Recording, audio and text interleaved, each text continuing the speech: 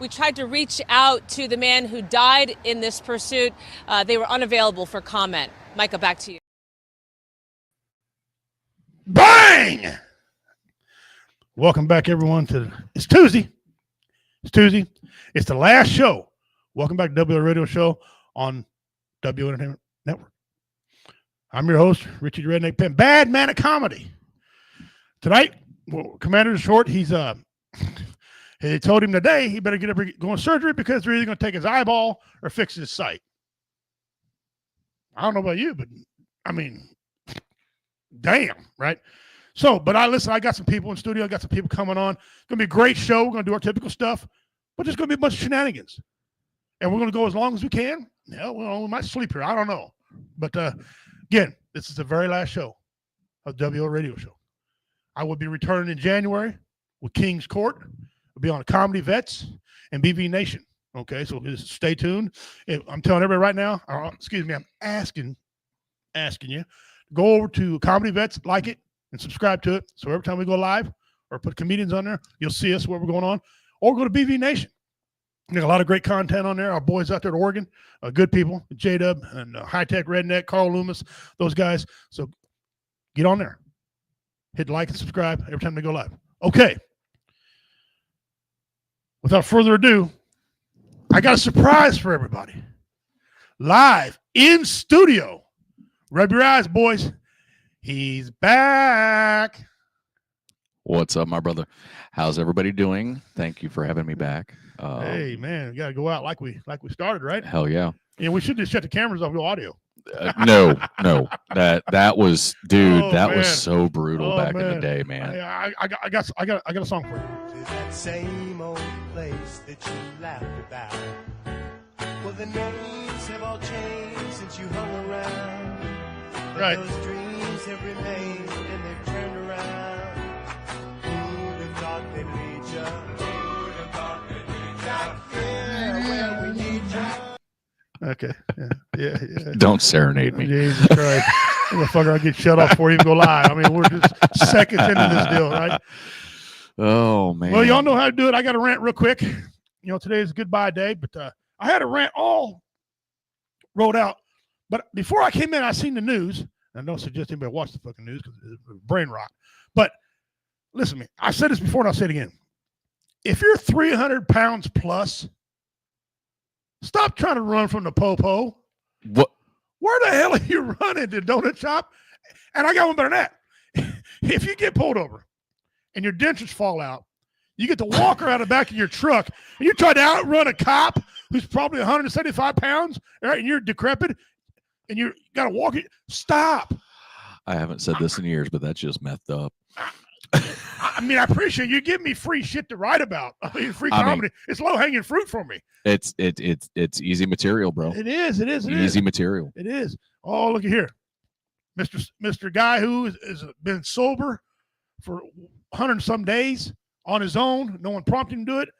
Welcome, our brother, the last mystery box winner of the W Entertainment Show, Mr. Dean Cerny's in the house with us.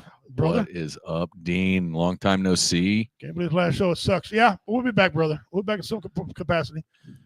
Oh, Mother Goose, he said. Hi, Daddy. All right. Thank you, sweetheart. I'll pay you when I get home. Long time. I was going to say something smart ass, but 109 days, he said. 109 days. 109 days. Hell yeah, dude. Keep it up. Yeah. Well, you and I, when I started out, man, audio and all kind of crap, right? Well, here's the deal. You are the father of Warrior Fest. Okay. Yes. And yeah, I took the mantle and ran with it, but you were father of Warrior Fest. Today in studio, or not in studio, online with us guys, is one of the bands who played almost every single Warrior Fest. Right? All except for the very first one, I think. Very first one. But other than that, they were there. Right. Yeah. They brought people in. This is one of Typhoon Pandas, and rest in peace, brother. Yep. It's one of his best bands at Warrior Fest. He stayed to watch these guys play. So they're backstage. Let's bring these guys up real quick. Reality becomes in house. What's up, guys? I'm back at you. Yeah. Oh my goodness. Gentlemen! Hey. Thank you, Mr. Stone. Logan boy, Stone, Logan. what up? Looking good. Everybody's looking good tonight, man. Congratulations for a long career with Warrior Fest, Whoa Entertainment. You guys have done us good, and we've always reciprocated. It's such a pleasure to be here tonight, man. No, it's an honor to have you. You were one of the first people we contacted. Let you know what's going on, and I'm going to ask you guys, public on air here on my new show coming up. I would like you guys to write my theme, my intro song for me. Okay? You know what? I was thinking about that tonight, Pimp. So I have a song in mind. It's written. It's instrumental. Okay. And I just need to record it. And I think you'll love it. It's heavy. It's drop D for all you musicians out there. Yes. So it's nasty. It's dirty. It's gritty. It's grindy. And, so it's kind of like the original Whoa Radio show intro. Yeah. Yeah. It's gonna be awesome. But I look forward to it, and thank you for asking us to want to do that, and we will oblige. I appreciate that, and guys, stay tuned because we will be playing a video of Reality Becomes. So real quick, put Dean's post or his comment back up there. It's good, nice to see Goose's voice back on TV. Yeah, there you go. You see what you want, I guess. There. Yeah. Crystal Marie, yes, it is. This is the last ever. Yeah. It's been a really good run. Yes, I'm gonna get into a couple reasons why in a little bit when we start talking more about I want to hear that, but I want to go way back, if you guys don't mind, and ask both of you how this got started in the first place, and then what you did to make this success a success. You mind if I take this one, Richie? Go ahead. All right. So I actually originally started the Whoa Radio show back before even our page was created, 2015 timeframe. It was originally the Warrior Outdoors radio show. We talked about outdoor stuff, whatnot like that. And just kind of an escape from the day-to-day BS, because everything on the news is always doom and gloom, and there was just nothing to really smile about. And so I had a dear friend who was associated with Warrior Outdoors, Dustin Wilkes. He was one of the runner-up on Nashville Star at some point. I remember that show. Yep. He helped me kind of develop the Whoa Radio show.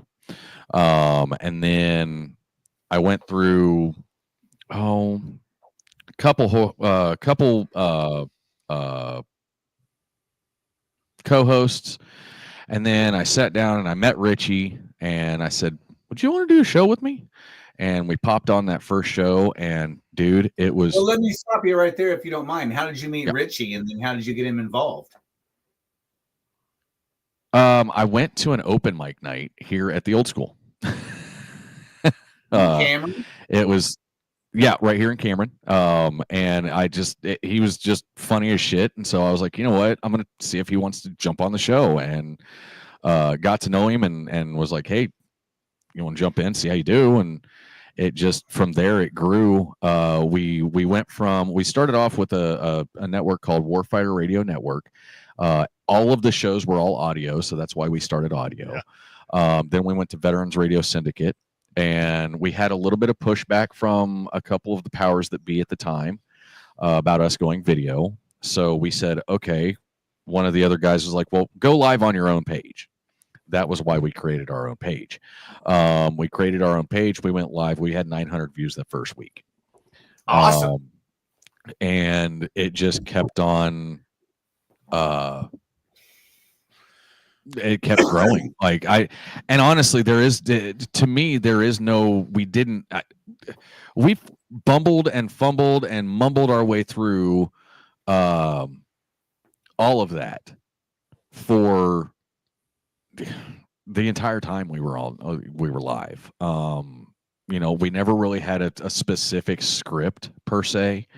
No. It was more of a, hey, we're going to kind of this is a general guideline of what we're going to talk about, but pretty much nothing minus religion and politics was off the table. Minus whenever I was making fun of politics. Anybody who's a longtime fan of the show knows I despise politics and I despise politicians. So they are what's wrong with this country, not the people. Regardless, we kept growing. I had the idea for Warrior Fest. I pitched it to Richie for the very first one. BV Nation jumped in and helped us out. And then we, kept going, and it just, it grew to what it was and what it is now. And when Richie told me that, he was doing the final show, I said, let's go out the way we came in. Yeah. Yeah. When I add a little bit to that, Justin and I, there was no Mike here. We got a mutual friend, Jeff Onyx. Okay. He's the founder of Comedy Vets. Yep. And I seen him one day. I used to be a comedian long ago, but it just didn't work out. I was married to a woman who believed that men shouldn't have any great ideas or anything like that. Right. So I quit. I gave up comedy and, just become a regular dude. Well, I met Jeff Onyx in front of Walmart one day. He's out collecting panhandling because that's what Jeff does. Jeff's a businessman. Right. And he said, well, you come and try out an open mic and we'll go. So I came to one. And meanwhile, I was looking for somebody. I heard somebody doing a podcast in the area. I wanted to do one. Never did one in my life. Had no idea what the hell I was doing. So I didn't want to produce shit. I just wanted to sit there, and sit in a chair. And they said, well, there's a guy named Justin Snodgrass. I said, I remember his name. I was like, Snodgrass. That's a funny last name. You can't forget Snodgrass. And then they said, well, wait till you hear his voice. Okay. And people were describing him. He's got this booming voice. And a couple of ladies like, no, he's booming hell. And they start getting all moist. They're like, he sounds like Conway Twitty the radio. He's a Conway Twitty the radio. I've got the voice that'll drop the panties and the face that'll pull them right back up. So we use that bit. We use that bit during my stand-up. All right, ladies and gentlemen, he's a married man, but he's got the voice to drop the panties. But when you see him, you'll beat him with him, pull him back up. They loved him. And so we got together and we tested each other. Okay. And this was in 2015? 2018 or 2017. 2017, into 2017. About 2017. Yeah. We asked each other a question, filling each other out, see if it wasn't full of shit. And both of us like, oh, wow. Okay, this guy's real. This guy's real. We hooked up. I came in. And went on from there. We got on VRS when we went live, guys. He said 900 a week. We ended up being the top 3 almost every week. We had a lot of shows on that. Yeah, once we got our foothold, man, we were one of the top 3 most weeks. And we're talking 4,000 to 6,000 viewers. Okay, a show, right? And it is climb. And we were, and then just starting out and kicking ass already. Oh, that was within 2 years. Within 2 years, about a year, we actually were pushing those numbers. Oh, that's true. That's true. It was just one of the things. Like once people seen us and we gained traction, it just started going from there. Well, and of course you got the veteran community, which right. Both of you are, and that's another question that I have for you. And you don't have to go into it now, but I will ask. What are both of you gentlemen's background within the military, and why or how did you get out of it? And did you want to, or was it just your time? Richie, I'll let you go first. Well, there's a couple reasons why I want. One, I wanted to go to Marines. Okay. I always wanted to be a Marine. I remember that poster where the guy had the rope around him and all these weapons and everything. I wanted to be a Marine. I was always in trouble all the time, fighting. I was a tough guy in the crowd. I wanted to be a Marine. Why not? Eat crayons. Shit didn't bother me no matter what. So I want to be a Marine. But I didn't quite talk to the recruiter yet. So I kept getting in trouble in a small town of Jamesport, Missouri. And I went to Gallatin, Missouri, the courthouse. And the judge told me, he said, boy, I know your name, your date of birth, your social security number. I know where you live. And where you were born. Okay. He said, I've seen you enough. You got 2 choices. You can either go to prison for 2 years, or you go into service. I said, well, how hard can the Navy be? He said, turn around. I turned around at the Marine Corps going, waving at me. I said, okay. Well, after I got in the Marines, I was like, fuck, I should have took 2-year bid. But I got the Marines.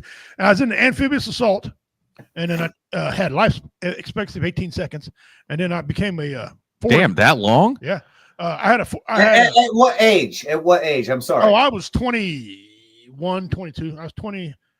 See, 19th grade. No, I was actually 20. Full of cum. Yeah, I was, stacked and racked. So I went in there, and then as I was in there, I became a forward observer because apparently the city kids that was in there couldn't read a fucking map. Okay, since I was a country boy, I knew how to read a fucking map. They sent me in to clear out spots, kill people, draw a freaking map, and let the amphibious assault come in and set up everything. I'm like, wait a minute. They said 3 of us in there, so we were three amigos. We go in, draw the pictures, and sometimes they'd pick your spot, sometimes they wouldn't. That's just the way it was. And so, come forward observer. And I kick myself every day because when I left to go into service, I had this uncle. He had arms like, man, he's a big boy. He told me, he said, come here, nephew. He said, man, I'm so damn proud of you. That's awesome. He said, but don't come back. There's nothing back here but trouble for you. You got the wrong demeanor to stay around here. Retire from the military. And I thought about it. I said, no, I got in there and just all the red tape bullshit involved with the federal government. Okay. It oozes in the military a lot, right? Worse. Bad. And I didn't stay. And I should have. I kicked every day since I've been out. I kicked myself that I did not retire from the military. I should have. Do you think that same mentality that you had back in your 20s resonates with young adults? I won't say children. No.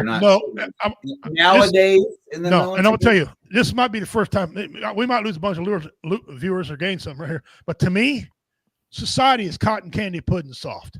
Oh yeah, the modern male, they just are.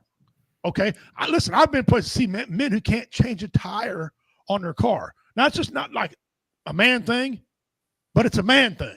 Yeah. Okay, you don't know how to change a tire on your car. I'm not only am I disappointed in him, I'm disappointed in the males in his life. Yeah, that they didn't teach him. Right. Okay. Well, people offended. Yeah. I mean, you go to a comedy show, for example, and you see the flyer that says adult comedy, and you come in there and you're offended by adult comedy. What's one word you're gonna hear at a fucking adult comedy show? Fuck, suck, gobble, nibble, chew. So my background, I joined the Marine Corps directly out of high school. Did 8 years, 4 months, and 5 days. Why? Who was counting? Why? Back up, Justin. Why did I join the Marine Corps? Yeah. Because I hated my father who joined the Navy, and he was also in the Army. But the Navy that knocked both of them out. And then I looked at the hey, show mom just jumped in. One more down, dude. I know. So welcome. She is the original OG fan of the show. Yes. Yes. But she's kind of obligated to. I mean, it's my mom. But so I honestly want to know why you joined the military. Good, bad, or indifferent. I joined the military because there was nothing for me in my hometown. I didn't plan on going to college. I wanted out of the small town that I was in. And so it was, go to college or join a military. And I didn't have any plans to join the military. Going to college. So I was like, you know what? I'll join the Marines.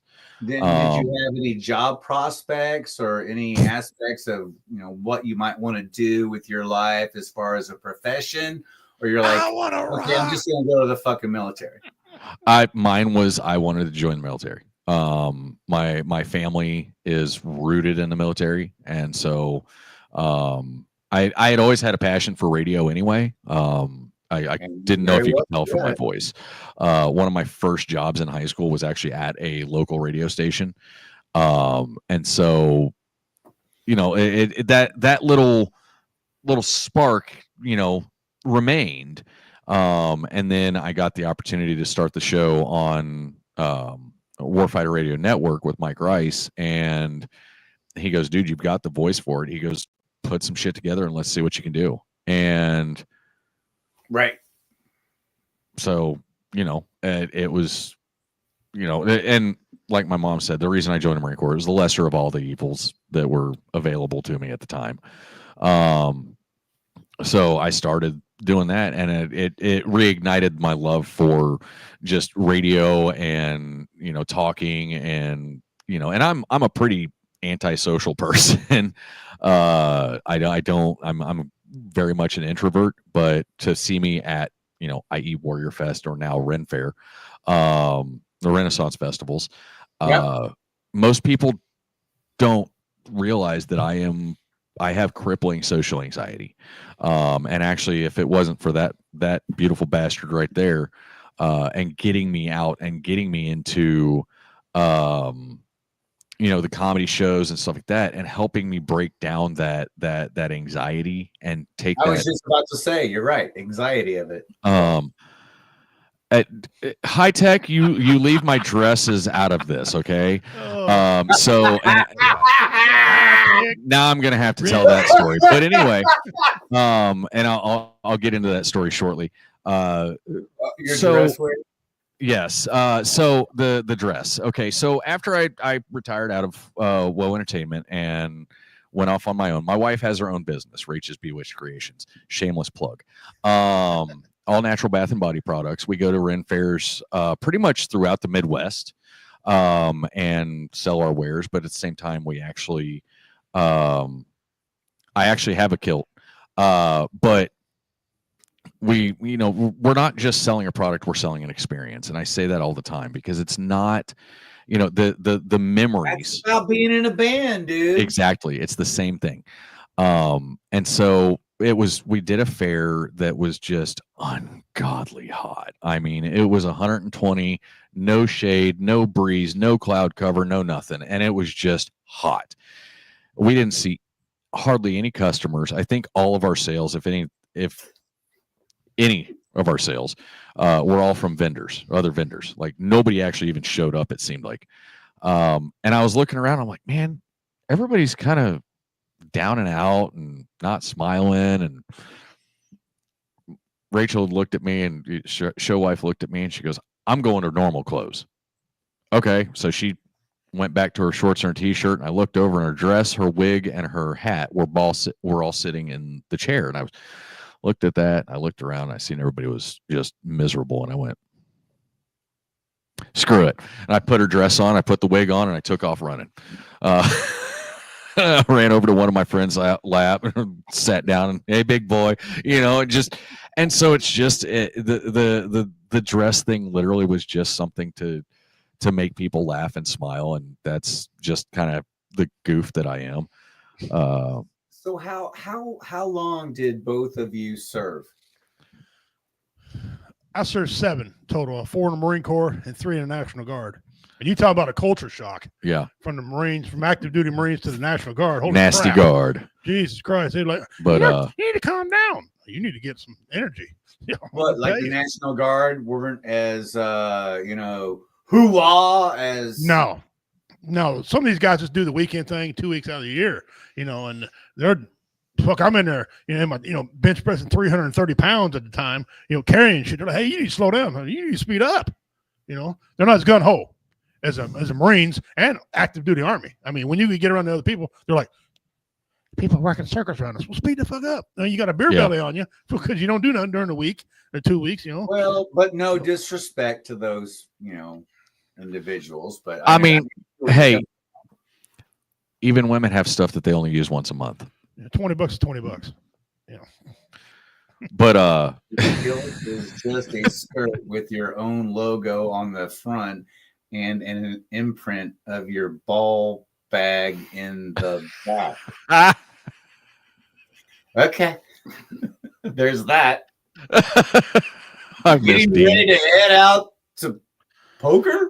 Yeah, she plays Hold'em every Tuesday night. Mom, you take care. Love you, Mama. Dude, I want to start finding something to do Tuesday nights. I want to play. Tuesday nights, reality we would always practice on Tuesday nights. It was religious. Right? While listening to the Woe Radio Show. It didn't matter, what we were doing at our job or whatever. And, if we got there late or whatever was holding us up, we would practice religiously every Tuesday night. And, but we would watch the Woe Show going into fucking practice. At least I did. Right. I can't speak for Bradley or John, God bless his soul, but ever since we hooked up with you guys, I made it a point to watch that show going into practice, and then I would always, talk about, whatever shenanigans you guys were doing, and it was just a part of our lives for many, many years, and thank you for it. Thank you for it. Listen, there was a time that Justin and I, we looked at each other like, man, are we really helping anybody? Are we doing any good? And we were, we were seriously thinking about shutting everything down, right? And then we had a gentleman come on live, like people are now, named Stan.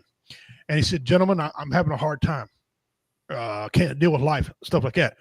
Justin, I feel, his exact words were, I feel numb. I feel numb. Justin turned the show, and everybody made a pivot and started giving him all kind of love and saved that man's life. He was fixing to commit suicide. Saved his life. Ironically, 3 months later, he died of a massive heart attack. Okay. I saw that on your show last week. Then his wife hit Justin up and said, listen, I don't want Miss Dale, I don't want a handout. I just need a little help. And I'll take it. Once I get caught up, I'll take it from there. I'll pay her bills, right? So he threw together on the fly a 12-hour marathon. Might have been more 12 hours. It was just a smidge shy of 12 hours, I think, whenever we hours. shut. Yeah, it was like it was like 11 hours and 58 minutes or something whenever we finally shut down for the day. We were raising money, and one of the bands, like you guys, one of the bands that we know from Waterfest said, hey, how much more does she need? Yeah, we'll take care of her. And covered everything. Man. And we ended the thing. And she's been a big fan of the show ever since. Sometimes she comes in and watches when she got time. Sometimes she doesn't. And that was years ago. We looked at each other then and said, we got our answer. Yep. And me being a little spiritual, I'm like, hey, Great Spirit made it loud and clear. Mm-hmm. And so we went ahead and did it. And that's, we've saved, we know for sure we saved one life, but I'm pretty sure we saved many more. And I hope so. Well, and I'm sure you have. And I know you guys are big proponents of the, what is it? 22 a day. 22 a day. And that has a lot that was a brutal run, high tech. That one was rough. That was a long run. Not as long as the world record run though. Oh, I want to talk about that too. The record that we held for an hour. We played that show in Blue Springs, which is where reality at Misfits Bar and Grill. Yeah. And that was part of that live feed. And I want you to I would like you guys to comment just a little bit on that, but you guys had for just like a minute or two the world's record of longest podcast broadcast. Live broadcast, yep. Yeah. And then somebody out of the blue broke it after. It was literally a business in China that was like a mall, and all they were doing was showing off freaking products. This is a I'm like, really? China. Yeah, China. Yep. Dude, that thing was so long. Justin and I almost went to fisticuffs. Oh God, it was ain't got no sleep. Well, and we couldn't get our IDs out to these other guys that wanted to be on there. They wanted to try to take the script that Justin and I finally wrote one, okay, and they wanted to go on left field. We're trying to hold them some bitches in. The one show we actually put a script out for. Yeah. And then they want to go different directions. I'm thinking, me being an alpha male and kind of aggravated sometimes, I'm like, sons of bitches. Justin, look, man. He goes, I'm gonna need you to focus. Calm the fuck down. Okay. Ain't nobody fighting your big ass. Okay. So we need to get this going. We're gonna go to Warrior Fest. You're gonna do your thing. I'm gonna do my thing. We're gonna get through this. We're gonna have fun. Meanwhile, how many hours was that? 174 hours and 28 minutes. 28. Yeah. 28. Look at you son of a. And then there was some seconds in there too, but yeah, we got we had to beat 174, and I think we beat it by an hour or two. We flew by that. And then literally an hour later, I was like, "Yep, we just freaking got that broke." Listen, Taser, China, you fucking pansy. If I had some money, I would have went over there and stopped it. No, if a certain high tech redneck would have used his clickety clack skills to shut their asses down. Yeah. No, you guys did it right. You did the fucking home. It was homemade, homegrown. You did it right. So F China and their, marketing, whatever stuff. Corporate You guys BS. did it right. And then we were a part of that. And a part of that show, which I also love about you guys when it comes to not just only our band, but music in general, I love incorporating comedy with a live performance of a band. And what did AC/DC do with what was that Saturday Night Live guy's name? I'm like, AC/DC brought out a comic to open up for AC/DC. Yeah, what? That was I'll take credit for that. That was kind of my thing. I bounced off Justin. He's like, okay. He said, let's do it. I love the idea. And it turned out to be phenomenal. Yeah, we turned out to be phenomenal. And I was in charge of putting together a list of comedians. And when I called Typhoon Panda, he said, I don't know what you're paying, but I'll do it for free. Well, it was free anyway. So we did it for free too. But you guys were at the show where the bikers were there. Yeah. And he was a black comedian, doggone the bikers, and they ate it loved up. him. Yeah, I like Fluffer. He goes, hey, Fluffer, are you the one who rode the moped in a bike? That was riding a fucking moped. Okay, that was freaking funny. All the bikers, so we got that going on. It's too bad that Misfits, and give a big shout out to them. I know they're no longer in business anymore, but they were a great place, and we appreciate the 2 years we were there back to back. And we ended up doing 3 shows. We went up in June, put on a comedy show. They brought us in for Warrior Fest, and then brought us back for the next Warrior Fest. So we did 3 different performances up there. Shout out to them. Thank you guys very much. And from the bottom of my heart, thank you. Is anymore, but I haven't been to Blue Springs in forever. My son, he does a lot of work up in that town. Concrete. Well, you ain't missing too much, but it is a good place to live, and they got great schools for my children. And Blue Springs is a very good town to be in and live. It is a very good town. Guys, for tribute, because Reality Becomes has been great fans of ours. We're awesome fans of theirs. We're gonna do a tribute. We're gonna do a tribute video of theirs. Now, before we go forward, we gotta do a couple legal things. I need Reality Become to grant us permission live, so there's no controversy with Facebook and YouTube. Okay, so Aaron, if you please, sir, grant us permission to play your video. Hey, Facebook! Hey, YouTube! This is Aaron Gum with Reality Becomes, and I give Richie Rich, the redneck pimp, to play whatever he wants when it comes to our content. And now, ladies and gentlemen, let me go on here and turn them on. Please, and take some time. Enjoy. Enjoy. Reality Becomes video.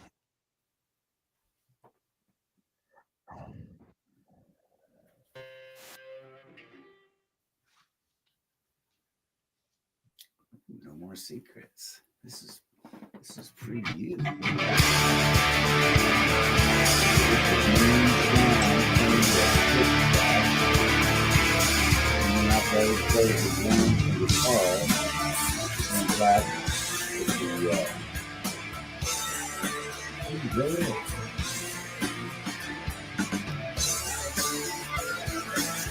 Thing about this song is it's easy to do as a 3-piece, but I play out of music.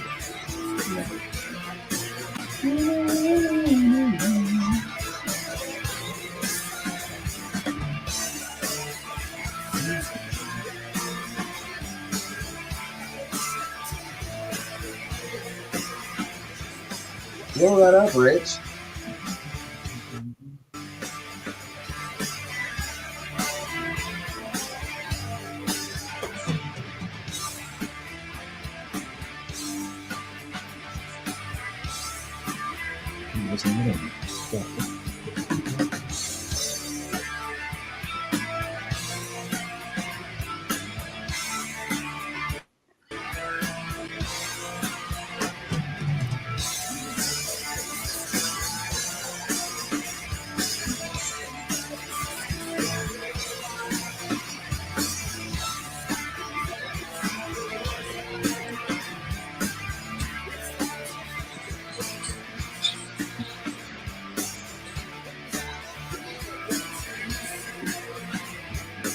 I've seen him like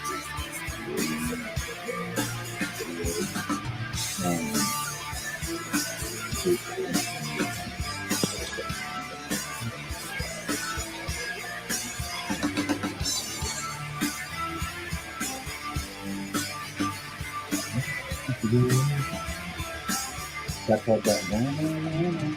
That's the second guitar. This I didn't get up the rhythm.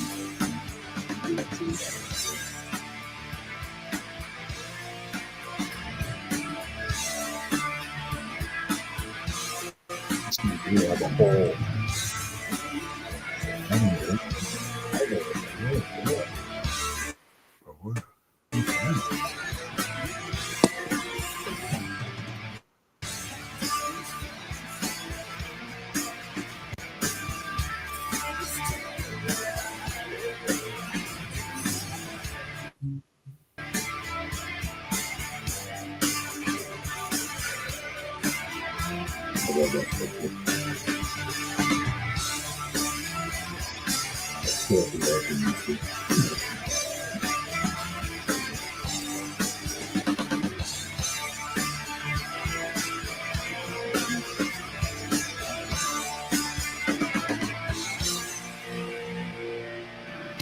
Dude, I'm digging that. Can I introduce our new guest?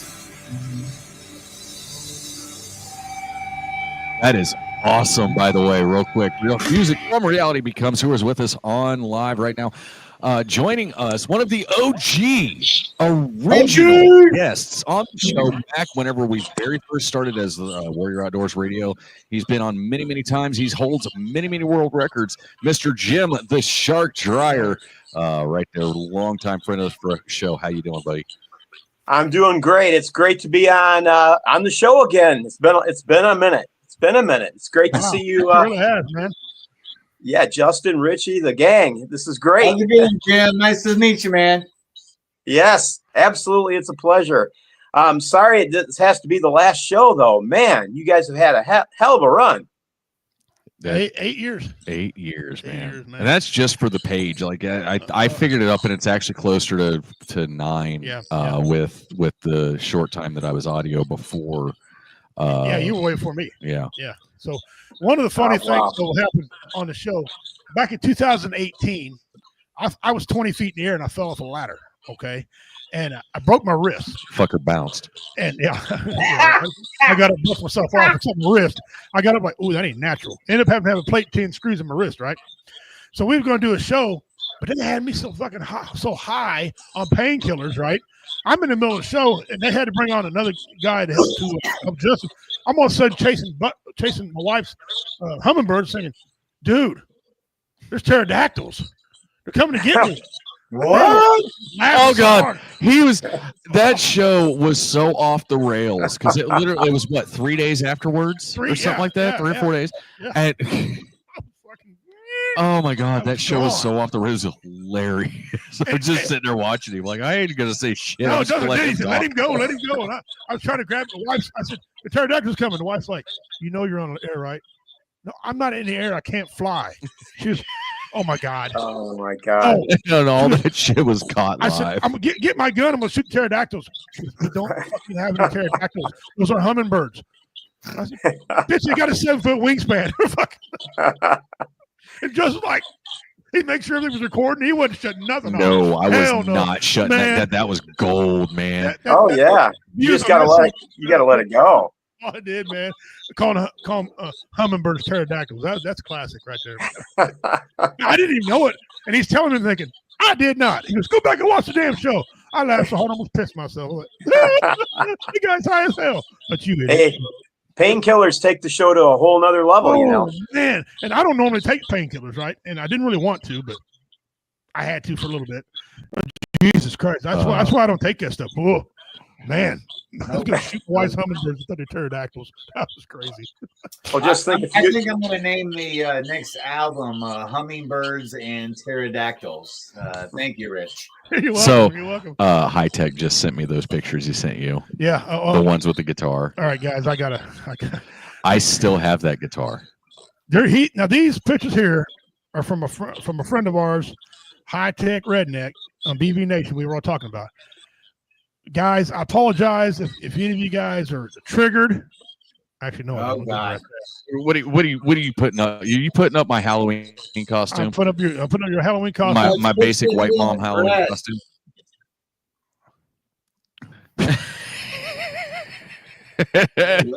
That was my basic. I even had a wine bottle in my pocket. My show wife put curlers in my hair for me. What little I have. That's her robe and her pink Victoria's Secret sweatpants, and I think it was her shirt too. Right. But I was like, I'm just going as a basic mom. Did you have your junk tucked in between your legs? No, I didn't go that far. It places the lotion in the basket. It's not putting the lotion on its end. It places the lotion in the basket. Oh my gosh. That's what I should have named the freaking show. And he's wearing her panties too, I believe. Hey, you may as well go with the entire ensemble, you know. Yeah. I had her bra on too. I mean, I filled it out better. And so I'll wear that on stage tomorrow. I don't get it. Picture it didn't happen. That's right. Video you're full of shit. Yeah. So this next picture is our very first Warrior Fest, I believe. Yes, it was. That is at You got All Star turn? Bar and Grill. I can't turn it. You have to. I'm trying to. Hang Hang on. Let me go back to do it the hard way. as Yeah. usual. Go ahead and take that down. Please. That's a string mark. Idiot. It didn't save anything. Oh, there it is. Very bottom, all the way to the left. It looks like. Bang. Bang. So that guitar was signed by all of the bands at Warrior Fest. And then there was actually, and I don't, the pictures are on the page, and I wish I still had them directly so I could just shoot them straight to you. There was two little boys that just made me feel like an absolute rock star. But so that is the BB Nation crew, plus the Blue Falcon from Vet Radio Syndicate at the time, Chris, and they came down and BB Nation. We slept in their camper out back at 3 o'clock in the morning. Now, granted, it was like 20 degrees outside. 3 o'clock in the morning, we ran out of propane. Dude, it was so. Yeah, Carl was supposed to. Carl. Yeah, it's all about the art. Yeah. Like it, and so me and J-Dub and High Tech all went out trying to find a place that was open to get propane. It took forever. Well, I'm glad you didn't burn the guitar as firewood. Right. No, that guitar will forever be. Where is that guitar now? It's actually in my storage unit. We just bought a house actually, and so. I'm in the process of moving everything out of my storage unit because I've lived in a camper for the past 2 years.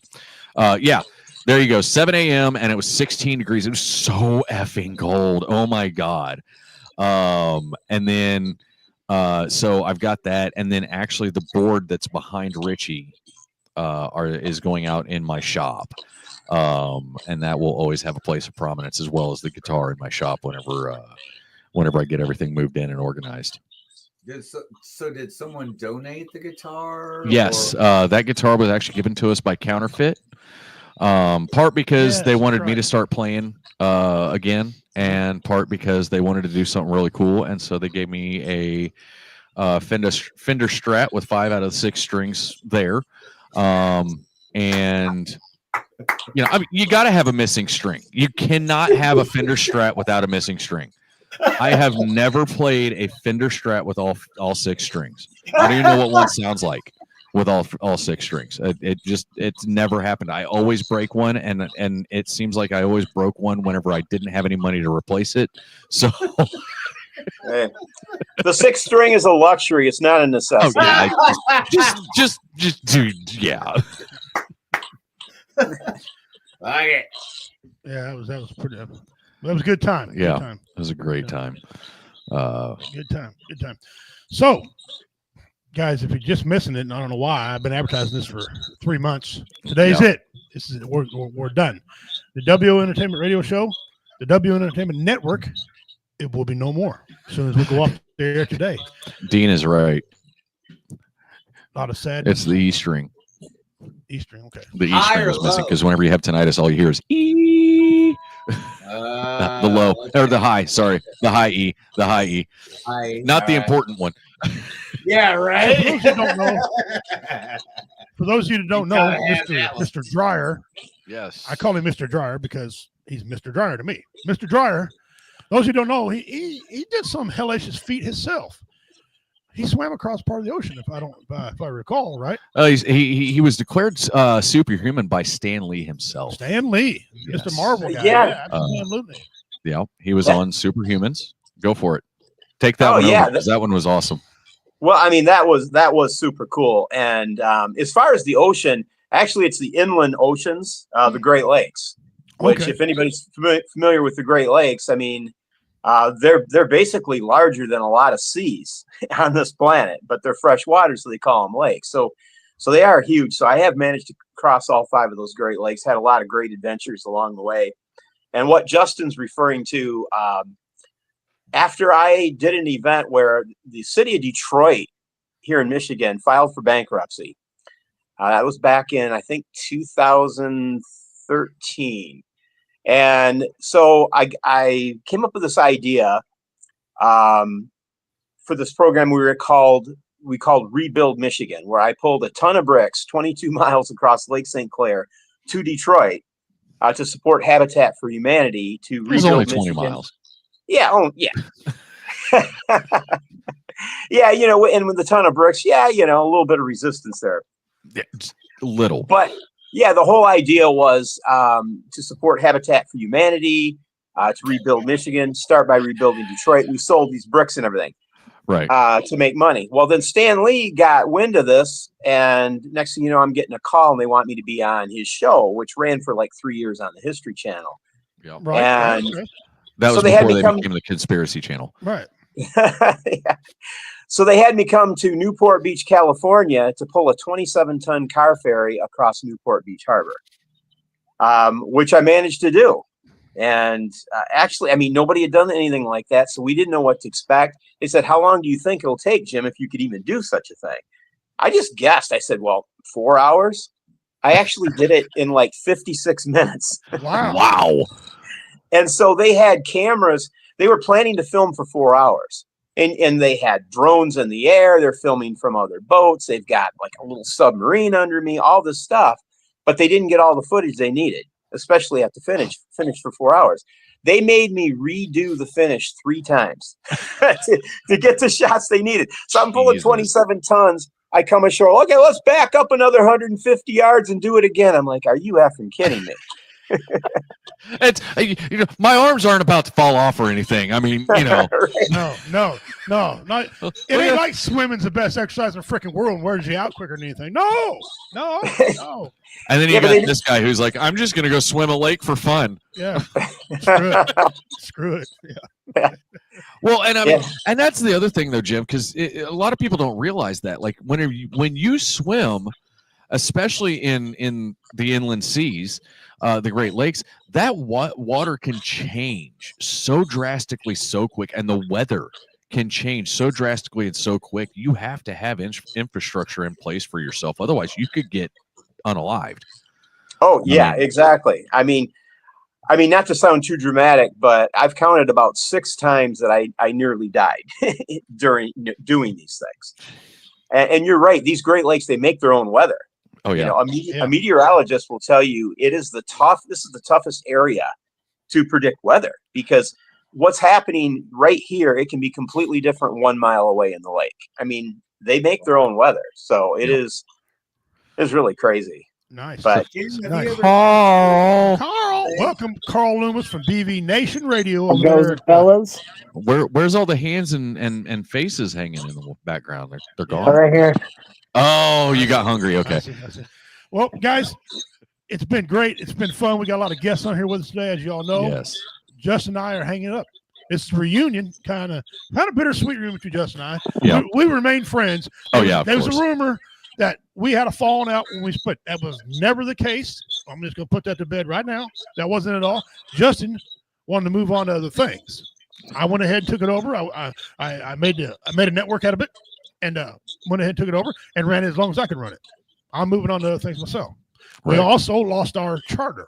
Okay, Warrior Outdoors they lost their 5013. They went defunct. I don't know if they're still running or not. They're defunct right now. Yeah, so it's and it's mostly because of COVID. Honestly, ripple effects from COVID. Yeah, and so that, and then there's been some other veterans who I helped and was supposed to help me and didn't.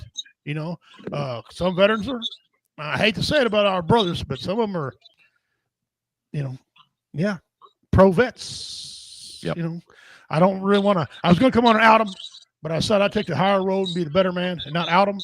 But just say don't trust everybody, including other veterans, other people. Don't trust them. That being said, I appreciate everybody tuning in. We always love your support. But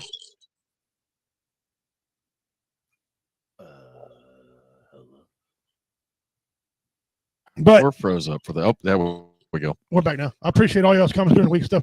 But we've been making a family, a list of people on it called the Idiot Family. Okay. Hold on a second. Josh Kaiser's comment that just popped in there, very bottom one. Is thanks for nothing, Athen. Come on now. And Athen, he's a good dude. That's all I'm gonna say about Athen. He bailed me out of some stuff technically. So say the damn word. Technologically, there you go. Technologically, there you go. Anyway, I was telling you, we built a list of Idiot Family on here, okay? And we're gonna go through some of these lists. If you guys have never seen these, stand the hell by, okay? These are worse than the don't DIYs. Yeah, don't DIY was epic, but we've got to wait a minute. So one of the first ones, okay, the very first one you seen at the beginning of the show. This was the very first one. We tried to reach out to the man who died in this pursuit.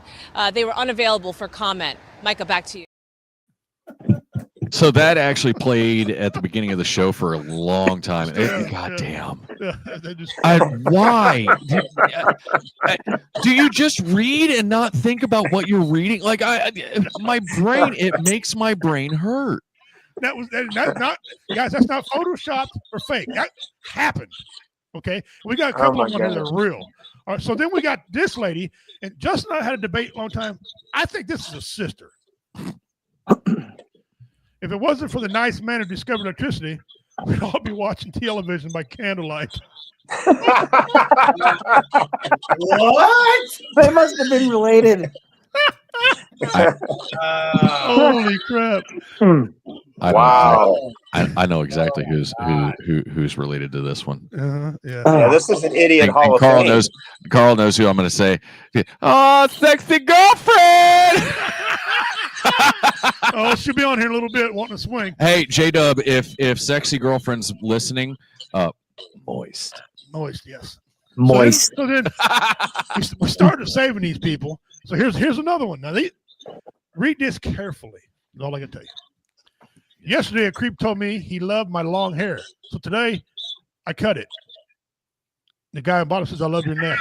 Notice what the name. Notice what the name of the commenter is. Fuck your feelings. I love your neck.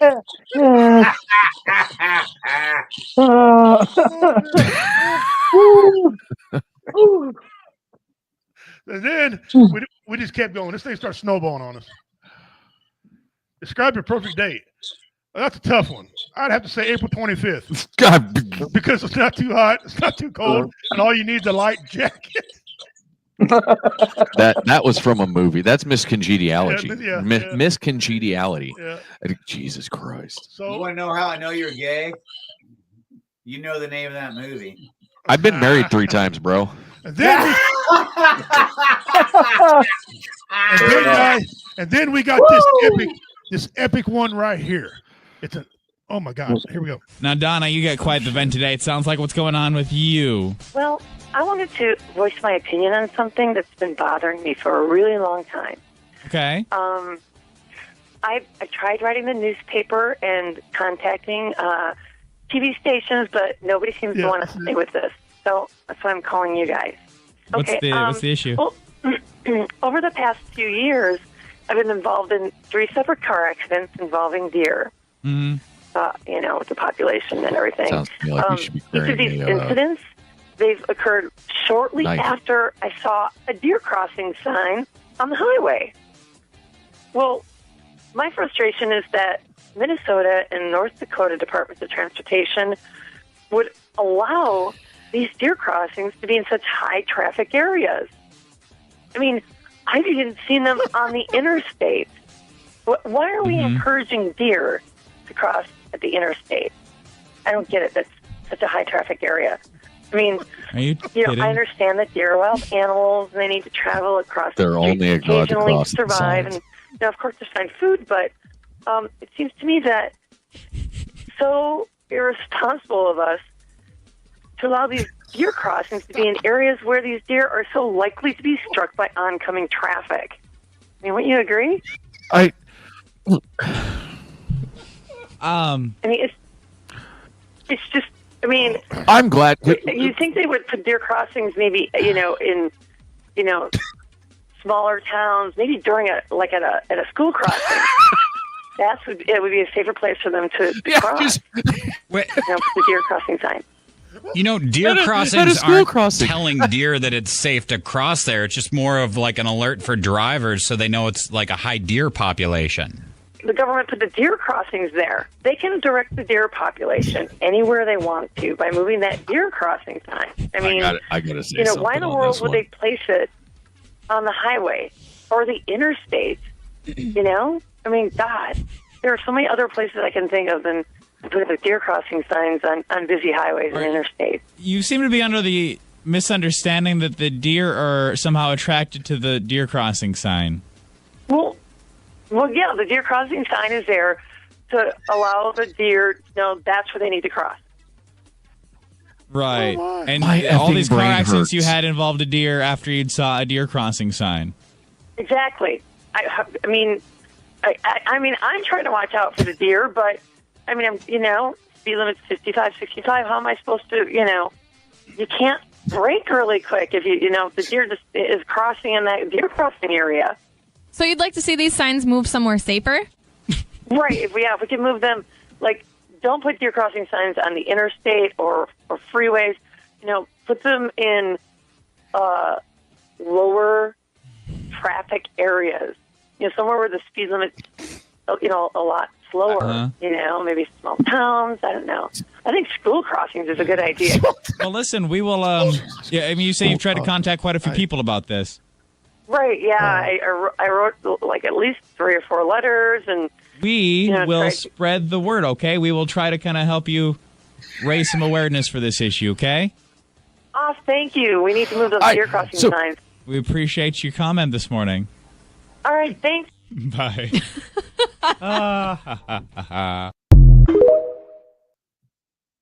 Okay, so I've got it. Behind every dummy is a dummy. You damn dummy. Why is number it called one, chicken of the sea if it's not chicken? Well, there's that. My whole thing is there we go. You big dummy. Like that. We actually no. I think BB Nation did that one as a dummy of the week too. Yes, they did. And we used it for something too. But I remember the first time I seen that, I was like, number one, I wish I could meet that radio show's people and shake their hands for keeping their faces straight. I'll buy them a beer. And helping this woman understand that, this doesn't work, but then realizing she's too stupid and just going with it. But at crosswalks. No, I want to meet that woman. All right. It'll end in divorce. Here's some more. Our flash flood, of course, is rapid, but this was exceptionally fast, and it swept people away. And the 3 people who died said that it just caught them completely off guard. Hold the fuck, dude! Play that again. All right, listen very closely. Play that damn thing again. All right, it's not very loud. I'm sorry. I apologize. But here we go. Flash flood, of course, is rapid, but this was exceptionally fast, and it swept people away. And the 3 people who died said that it just caught them completely off guard. I'm done. Okay. You guys coming up with some good stuff, man. Oh, we ain't done. We ain't done. It led to this next one. Wait, there's more. Oh no, I got a bunch of these things. Where's Billy Mays at? But wait, there's more. There's more. Oh wait, he's dead. This lady Too here, soon? you could tell No. you could tell this ain't a skit. This lady was really truthfully concerned. Oh I keep God. getting crickets in my house. I don't know why. I've never had a cricket problem before, but I looked it up, and apparently it's really bad luck to kick them out of your house. Like, you're not supposed to kick them out of your house, but like, what am I supposed to do? Like, let you stay here? Now there's like 36 crickets running around because I did kick out one, and let me tell you, I had a really, really horrible week after that. And now they're just running around. And I'm like, please move. I just want to make a piece of toast and you're in my way. And I open a cabinet and it's just like, oh, hey, cricket that I can't kick out of my house. Can you please just leave? I don't want to kick you out. I just want to ask you nicely to leave. My house is just infested with crickets.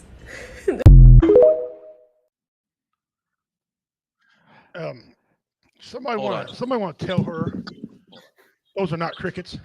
They make bug spray.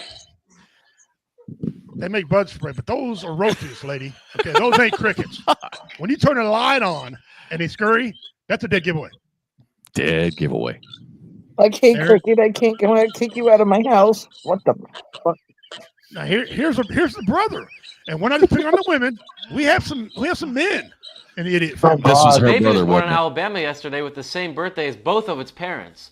Many are calling it a miracle that a pair of twins was able to give birth to a healthy baby.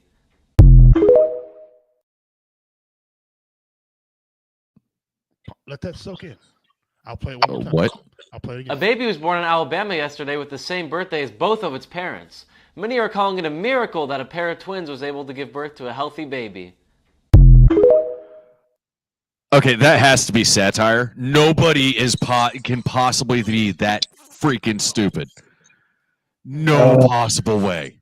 They just proved it. 71 million people just proved it. I mean, I've got no faith in humanity, but I've got enough faith to think that nobody's dumb enough to believe that. Like I said, some of it's got to be satire. Some of this is real.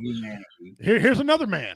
Oh, this God. guy is actually legitimately concerned. I was born at a very young age.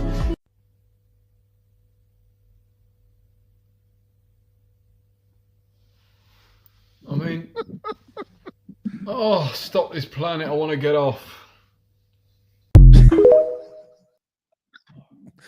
No shit, you were born at a young age, moron. What the hell? You gotta be shitting me, Piles. Justin's left. He done.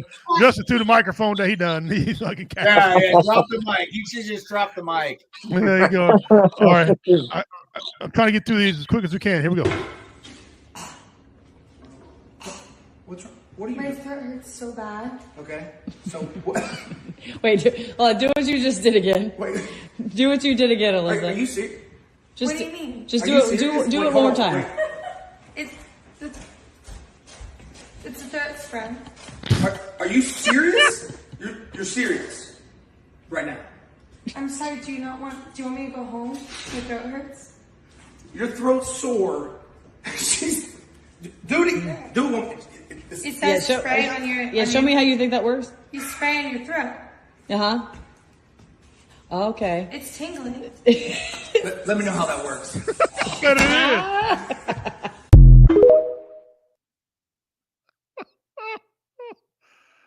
It's throat spray. I could use that on stage. I could just go like, oh yeah. Oh, my vocals sound great.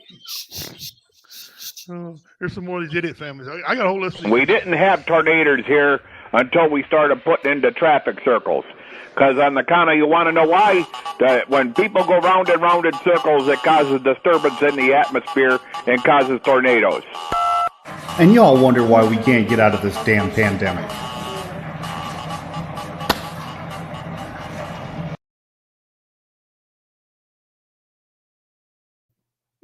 Come to Bend, Oregon, buddy. There's 45 of them in town. Oh my! Oh my! Can't get out of his pants. Nothing on it. I don't even understand how you could sit here and cut a pizza with no sauce or cheese on it. Knock it off. You're not going to take it back. They're going to come pick up the pizza because they brought it. I'm not stupid. I'm looking at it right in front of me. I know what breadsticks look like, and this is not breadsticks. Soggy dough at that. Stop. What? Stop.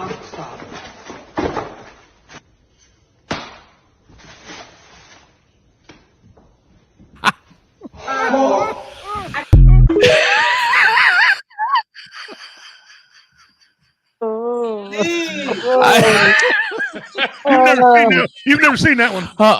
I was hoping you were going to play the one where the chick sued her parents for having her. Oh no, not got it. Yeah, that's without not her permission. No, that's. Oh my God. Oh, that was. I wholeheartedly want to believe that one was satire, but on the same note, after the dude with the twins. Yeah, I don't know. Yeah. I sued my parents for having me without my permission. But why? And because I did not consent to being here. How were they supposed to ask for your consent before you were born? I was unaware that I was going to have to grow up and get a job. It's because somebody does not want to walk, wants to be a couch potato.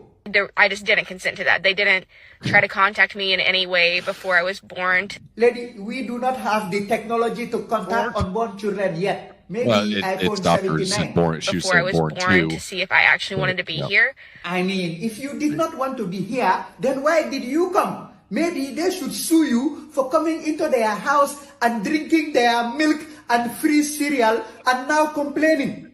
And that's why I sued them.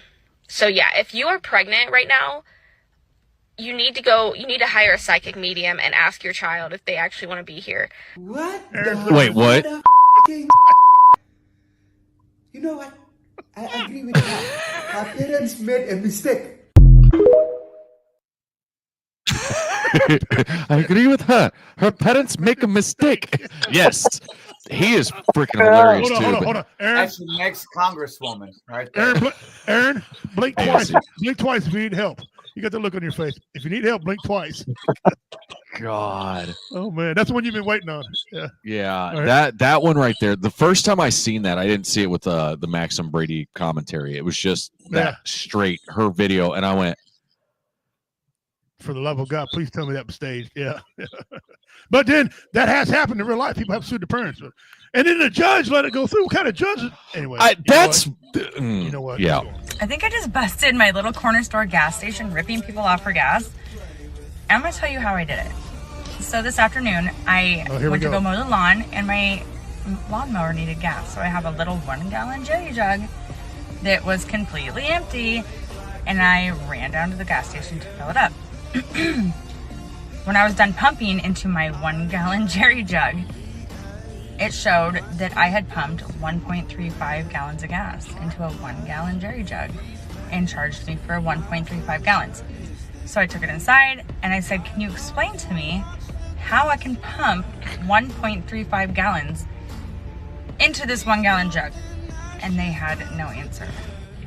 In fact, the manager said it was impossible.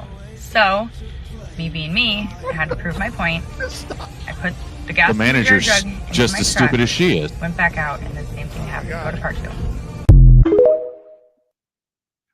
2. Don't go to part 2. No, Save no. yourself the fucking brain cells, number one. Number two, anybody who knows anything about a gas can knows that there's air room in there. Yes. So you filled it too full, dummy. That line is where you're supposed to You stop.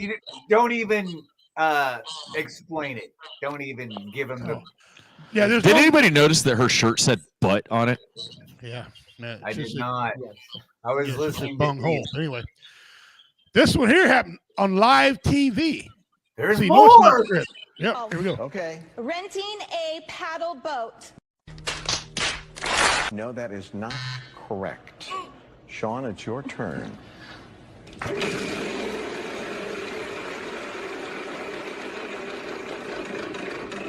500. T. Right. None of Yes, these ones. 2 figure it out. T's. Like to buy an E? Mm-hmm. There are 2 E's. And no more vowels. It's solved if you get this wrong. Renting a paddle boat. Super dummies. No, that's not right. Oh. Michelle, you have $3,000. You can spin again, but you don't have to. Live TV. Oh. 600. What letter do you want? M. No. What? Crystal. I have to spin. An M. No. 900. W? Why? At the time, my 7-year-old grandson solved this Sean? thing.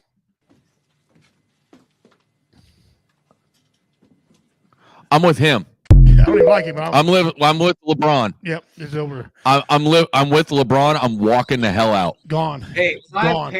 my parents love Wheel of Fortune. I never got into it as a kid. But I'm pretty sure in my limited brain capacity, probably could have figured that one out. But I don't know. Yeah. Probably crazy. My 7-year-old grandson solved it the first time. I'm still trying to figure out where the hell W came from. I know. I about walked out. All right, here we go. Pedal boat? The old one, 87, 89, 91. With the new gas. Do you think that that's the year that the gas was from? Yeah.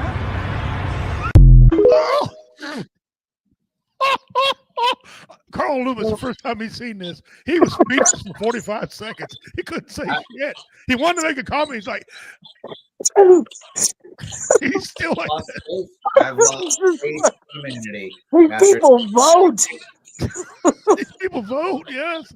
Here we go. We're not done yet. My anus is itchy as hell, but that's a small price I'm willing to pay to not have to expose myself to the toxins and chemicals that are in toilet paper. Have you guys noticed that so many people have health problems nowadays, at least in the U.S.? And you know what everybody uses? Toilet paper. I just don't know that having a wiped ass is worth putting my physical health at risk. You know, I want to live a long life. So if I have to walk around with an itchy, smelly ass, I'm going to do that if that adds years to my life. It's the same reason I don't use cleaning products in my house either. I only clean with water. And I do boil the water, so it kills the germs, right? But I will not clean with chemicals. I don't want to expose myself to chemicals. I don't know why people get so upset about that. It's my life. Let me live my life the way I want to live it. I do, however, get Brazilian waxes, so don't worry. I don't have like a ton of shit stuck to my ass. Just a little bit. Where do you find this shit? Where do you find this shit? I'm a comedian. I got all kind of stuff. I got to write stuff from somewhere. Dude, hold on. Before you go into the next one, real quick. The reason people have a problem with this because your ass stank. That's why. Not just stank. If you don't like toilet paper, may I suggest baby wipes? Mullein leaf. Or maybe shower. Every time you shit, you shower. Shit, shower, and save. Right, go right out to the ditch out front. Mullein has super soft leaves. It won't break you out. And guess what? It's nature's toilet paper. My dog, sit in the shower and waffle stomp that bastard down the drain. My dog, he goes out in the front yard and wrecks his ass on the grass. So, I mean, if he can do it, I guess I mean, that, too. You know? Here we go. So I'm sitting here eating these teeny tiny cucumbers, and it just got me thinking.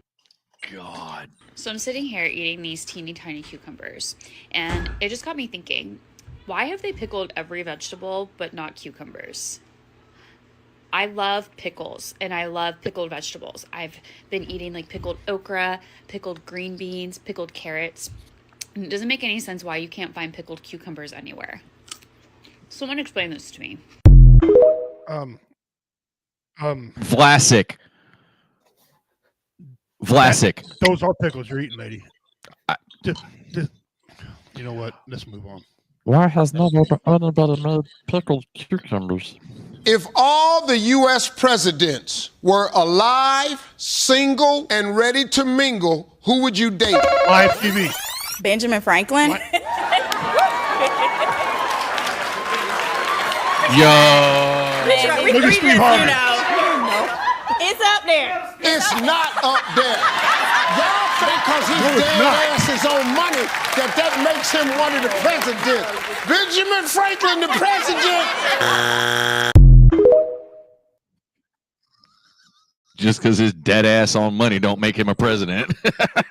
I love his response. Oh yeah, you know he wanted to say something. Well, see, You know the other side of that is, what was Ben Franklin also well known for? They discovered electricity. Yeah. Well, no. What was Ben Franklin well known for whenever it came to his acquired peoples? I don't know. He banged them. Oh, there you go. He liked the dark meat. He's pimping. Pimping ain't easy. Ma'am, why did you park here?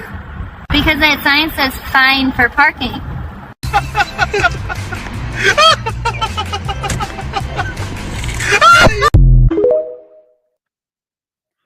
I'm gonna play this again. Richie, hold on. Watch this cop. I did face. not. There is not enough weed in the world to make that make sense. No, I'm gonna play it again for you. Watch this cop's expression. He was stuck right now. He goes, should I shoot her? His brain went into buffering. He's thinking, should I shoot her, get the time off, or do I even write her a ticket, or do I just walk away? He's confused. Ma'am, why did you park here? Because that sign says fine for parking.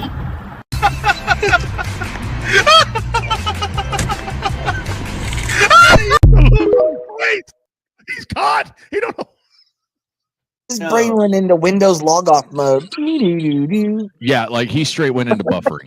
Oh my God. Dude, just so everybody knows, I'm raising two small children, two small female children. And Right. they will never be like what you've just so. Thank you. So the other day, I went to a steakhouse for a friend's birthday, and she ordered a steak. And the waitress goes, "How do you want your cow cooked?" And I'm like, "That's a weird way to She had to make order this it, up. but whatever." So she asked my friend, "How do you want your cow cooked?" My friend says, "I want it medium rare," or something like that. And so then I wasn't in the mood for a steak. I wanted a hamburger. I'd been craving a hamburger. So I order, the cheeseburger. And she goes, "How do you want your cow cooked?" And I kind of like awkwardly look at my friend because I was like, I feel really embarrassed. Do I point out that it's not cow? Like, hamburger is a pig. Everyone knows ham comes from pig. So I joked back. I was like, well, I want my pig cooked well done. You're not supposed to eat pork like uncooked. Everybody knows that. That's why it's always been super weird to me that people will get like red in the middle on their burgers. And so she looks back at me and she goes, "You mean your cow?" And I'm like, I don't know how to have this conversation right now. Like, I'm not a teacher. I don't know how to educate you kindly. And I was like, "Sure, my cow." But it was so bizarre. I'm like, how do you not know? It's literally in the name. It's a hamburger. There's no hope for the world. Justin, longtime friend of mine, will you please explain to her? You know what? Never mind. Hey, I want to stop for just a moment, gentlemen. Yes, go ahead. And I don't think this is what you're trying to do. We are not as males bashing women. No, but you're finding We're bashing stupidity. shit right now. I'm telling you. Yes. I don't think this is a woman thing. This is just a dumb thing. Yeah, this delusional thing. Our friend Dry, Mr. Dry right here, he's like, he ain't got nothing to say. He's like, what am I sign on for here? He knew before he even started tonight. He knew what kind of bullshit we get into. I got a couple. No, absolutely. But I do have to say that the video has been freezing up on my end, so I've missed a lot of this. It's not that I don't have a sense of humor. But what I have picked up, yeah, it just makes you proud to be a member of the human race, right? All right, well, I got a couple more idiot families, and then we're done with those. How many eggs do you want? I want 6, please. 5 or 6. 5 or 6? Yes. You're getting your veggies in. My veggies? Your veggies. So like bell peppers? Is that what you're saying? Would an egg be a veggie or a fruit? Get the fuck out of here. What do you... Would it be considered vegetable or fruit? I can't. Babe, it's way too early. I can't with you today. I can't with these. What do you mean is an egg a veggie or a fruit? Does it come from a fruit or a vegetable? What? What? Like the egg. Where does it come from? Where do eggs come from, babe? Like, does it grow out of the ground like a carrot, or where do do eggs like come from? You know where eggs come from. Oh, you she have just to didn't tell say me that. you know where eggs come from. Why? Where do eggs come from? Why don't you tell me, since you're so smart? All I asked was if it's a vegetable or if it's a fruit. Why would an egg be either one of those things? What is it then? Tell me. Instead of just making fun of me, just tell me where it comes from. Ass of a chicken. I can't. I love you.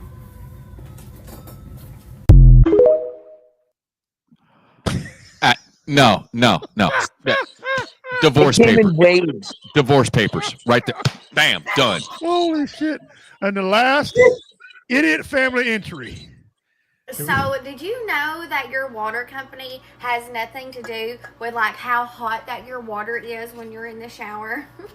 Well, neither did I. Wait for it. You learn something new every day. So I called Nate and I'm like, "Did you pay the hot water bill?" And he was like, "Cass, what are you talking about?" I'm like, "Well, I got in the shower and it's freezing. Like, I like a good scalding hot shower." And he was like, "You know what?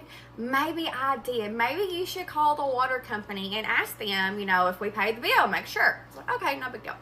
So I call, right? And I'm like, "Hey, just checking to see, you know, if we paid our hot water bill. Got in the shower this morning and it was really cold, so I need to pay it." They start cracking up, start laughing like hyenas, and hang up on me. And I thought, that was so rude. Like, why would you want somebody to have a cold shower? So anyway, I call him again, and I'm like, "Hey, I think we got disconnected.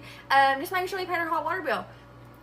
Crickets. They don't say anything, and they just hang up. And I was like, "Oh, these are so rude people." Like, you know. So I called Nate, and I'm like, "They're not answering me. They're just laughing and hanging up." Well, he starts cracking up. He was like, No, the water company has nothing to do with how hot our water is, Cass." And I was like, "Well, what does?" He said, "You know that big round thing that's in the closet? That's a hot water heater. That heats it up." Who knew? Me, I knew. Wait a minute. I knew. That stupidity came in waves too. I'm don't know going to if the leave blonde- the final show of our show with less brain cells than I showed up with. She has a degree. $10 says she has a degree. And what? Underwater eating. We're all dumber for having seen this. Boneless chickens. So we got to pay the oven clock bill because it's flashing 12. All right. I'm glad somebody else caught that. So that was our idiot family. I would like for each one of you to comment on our list of idiot family. Well, are they in the right place? Is that the right name? Well, the wrong time. I was in the right place at the wrong I think time. that's the very right name for them, the idiot family. Yes. Or idiot Hall of Fame. Well, Yeah. yes. Yeah. I can agree with that. The Idiot Hall of Fame. And here's your sign. And remember, it all started with this. We tried to reach out to the man who died in this pursuit. They were unavailable for comment. Micah, back to you. Yeah, that's classic. Hey, Micah, why wasn't the man who died in the pursuit available for comment? Yeah, I don't think he tried hard enough, Micah. I don't think he tried hard enough to get either. Dead. All right, so we're gonna move on to our regular things now. Now, here's our regular stuff for today. Here's some of our memes. Oh shit! If we were drinking margaritas and I say I can do this, stop me because no, I can't.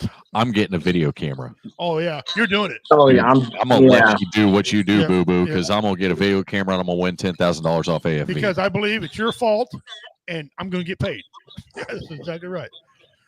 I need some help, you guys, explaining to me what the hell this is.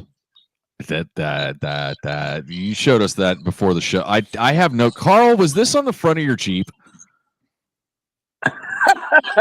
No. I think it's a step so he can get up work on his Chevrolet.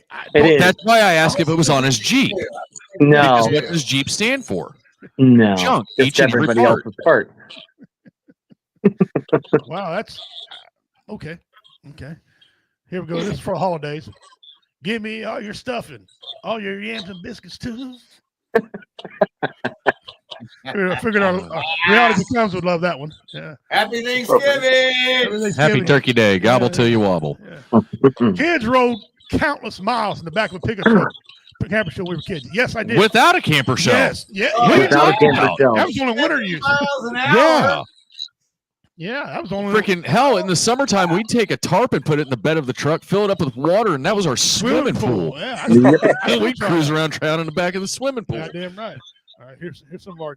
Like, there is no reason to hit a woman.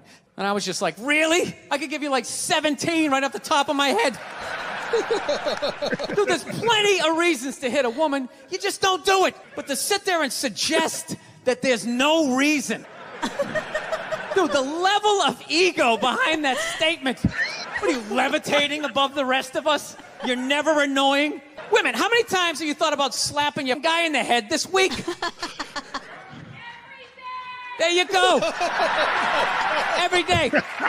You didn't do it, right? Oh, dude, it drives me nuts. Really? No reason? How about this? You marry a girl, you fall in love, you buy her a house. You go to work every day paying off the house. You come home one day, she's banging the next door neighbor, hands you divorce papers. You got to move out, sleep on a futon, and still pay for that house that she's going to stay in. No reason.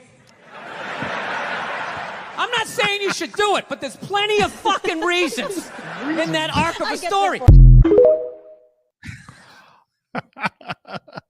I mean, I might be wearing the color he's wearing. Listen, he ain't if lying. I found that. He's but, lying. Yeah. You know, he lying. What does the panel think of Ellen leaving the country? Oh, this I find so fascinating because first Ellen is canceled by the left. I mean, she said I was kicked out of show business. That wasn't from the right. That was because she had a toxic workplace and all the things that the people are. So then Trump gets, so she's canceled by the left in her country, but then she's leaving the country because the right got elected. I'm just asking about that. I don't, it doesn't completely compute, right? Did she sell her house? Do you think she's really going to leave? Yes, she's already there. Where? And she announced it, England, Cotswold, England. Yeah. Yeah. It's okay. She'll get canceled in there too. It's whatever. Oh, yeah. Did she? Didn't she? She did. She did. I'm sure she'll have a very nice career in England, and she'll. Hope she likes tea. Hope she likes tea and wine, and yeah. Is a man less of a man if he can't change a flat tire? Yes, absolutely. Yeah. Is a woman less of a woman if she can't cook a meal from scratch?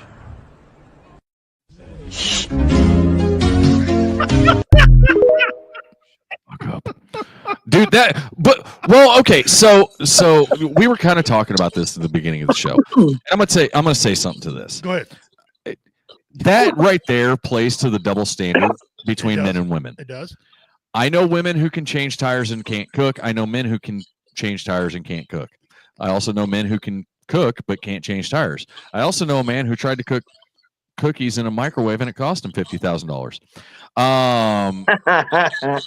Not trying to call anybody out. So, that video right there, and honestly, there's no, I won't hit a woman, but that would be a reason right there. Yeah.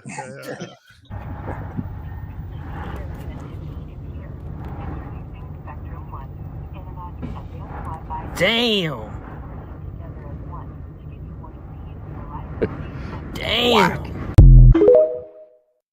Now, here's the thing. People say there ain't no God. He pissed God off. Okay. He made God say, "Here, hold my beer. Watch this." I wanted, I really want to take that meme or that video, and as the carts go by, I want them to go, "Wee!" Yeah. Look at that gorgeous son of a bitch who's still got himself muted. Guys, I want to tell you something. Welcome to J-Dub, the proprietor, the owner of BV Nation out there in Oregon. Good friend of mine, a good friend of Justin's. Yes. He's our part-time co-host on here, and he don't give a rat's ass. He's here for the humor and love. Welcome, brother. We're going through our memes for today. That's what we're going to do. Excellent timing, as always. Which, by the way, looking back at pictures and stuff that you guys were showing earlier, Warrior Fest 2K18, bro, that was such a fun event. My God, that was such a good time. Yes. It was off the hook. That was Did you know great. that women speak 30,000 words a day, but men only speak 15,000? That's because women have to repeat themselves every time. This one. Wait, what are you saying? I'm saying women speak 30,000 words a day and men only speak 15,000 because women always have to repeat themselves. What? I'm saying that women speak twice as many words as men per day because women always have to repeat themselves because men are never listening. We'll be talking and men are just zoned out. They never listen. So we always have to repeat ourselves. Wait, you're talking to me? Yes, I'm talking. Why don't you talk a little slower so I can understand what you're saying? What are you saying? I'm sorry. Okay. Girls talk a lot and guys don't? Yes, because women have to repeat themselves.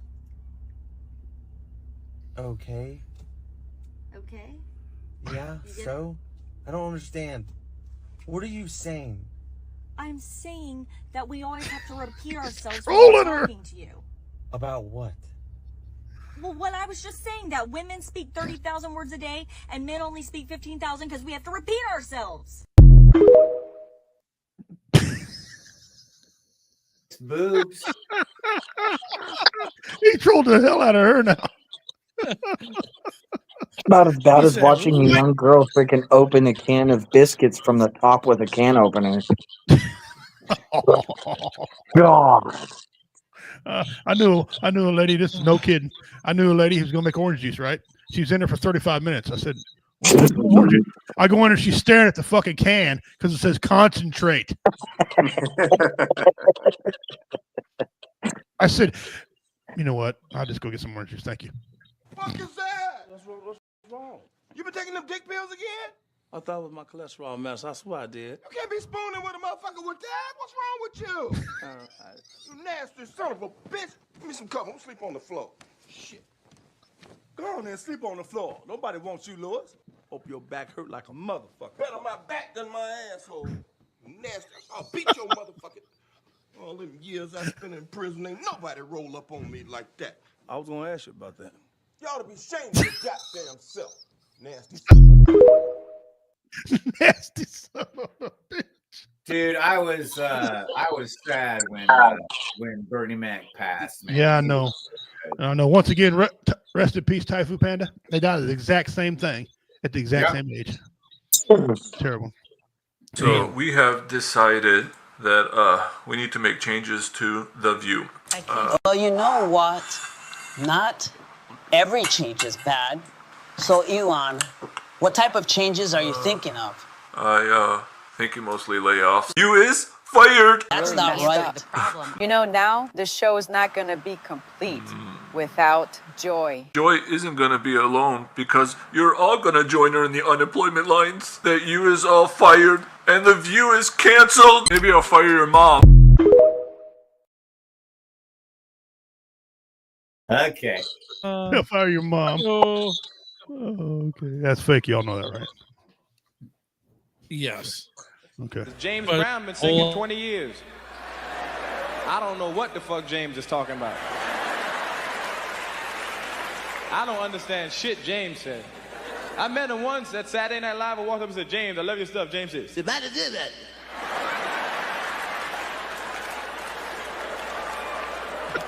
And whatever James is saying is some real heavy shit to James. Because it's real meaningful shit to James, because at the end of every sentence, he ended off with, he meant that shit that he just said, boy. Everything. He said, and you get mad, you start putting the needle back saying, what the fuck did I just miss? And the people say,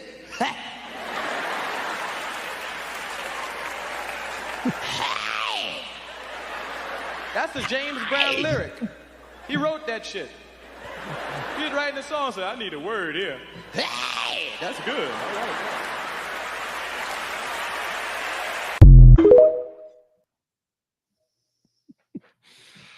Eddie, I'm telling you, if Eddie ain't in the top 5 of your greatest comedians, you don't know comedy. That man.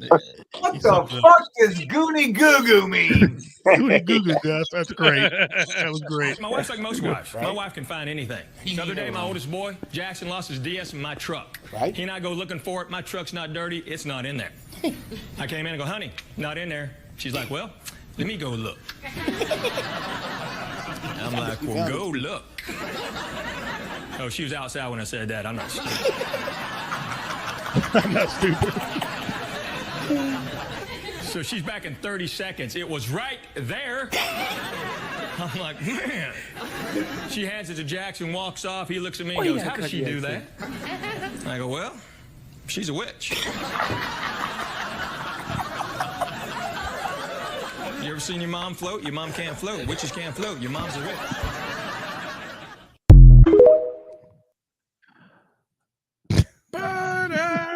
The witch.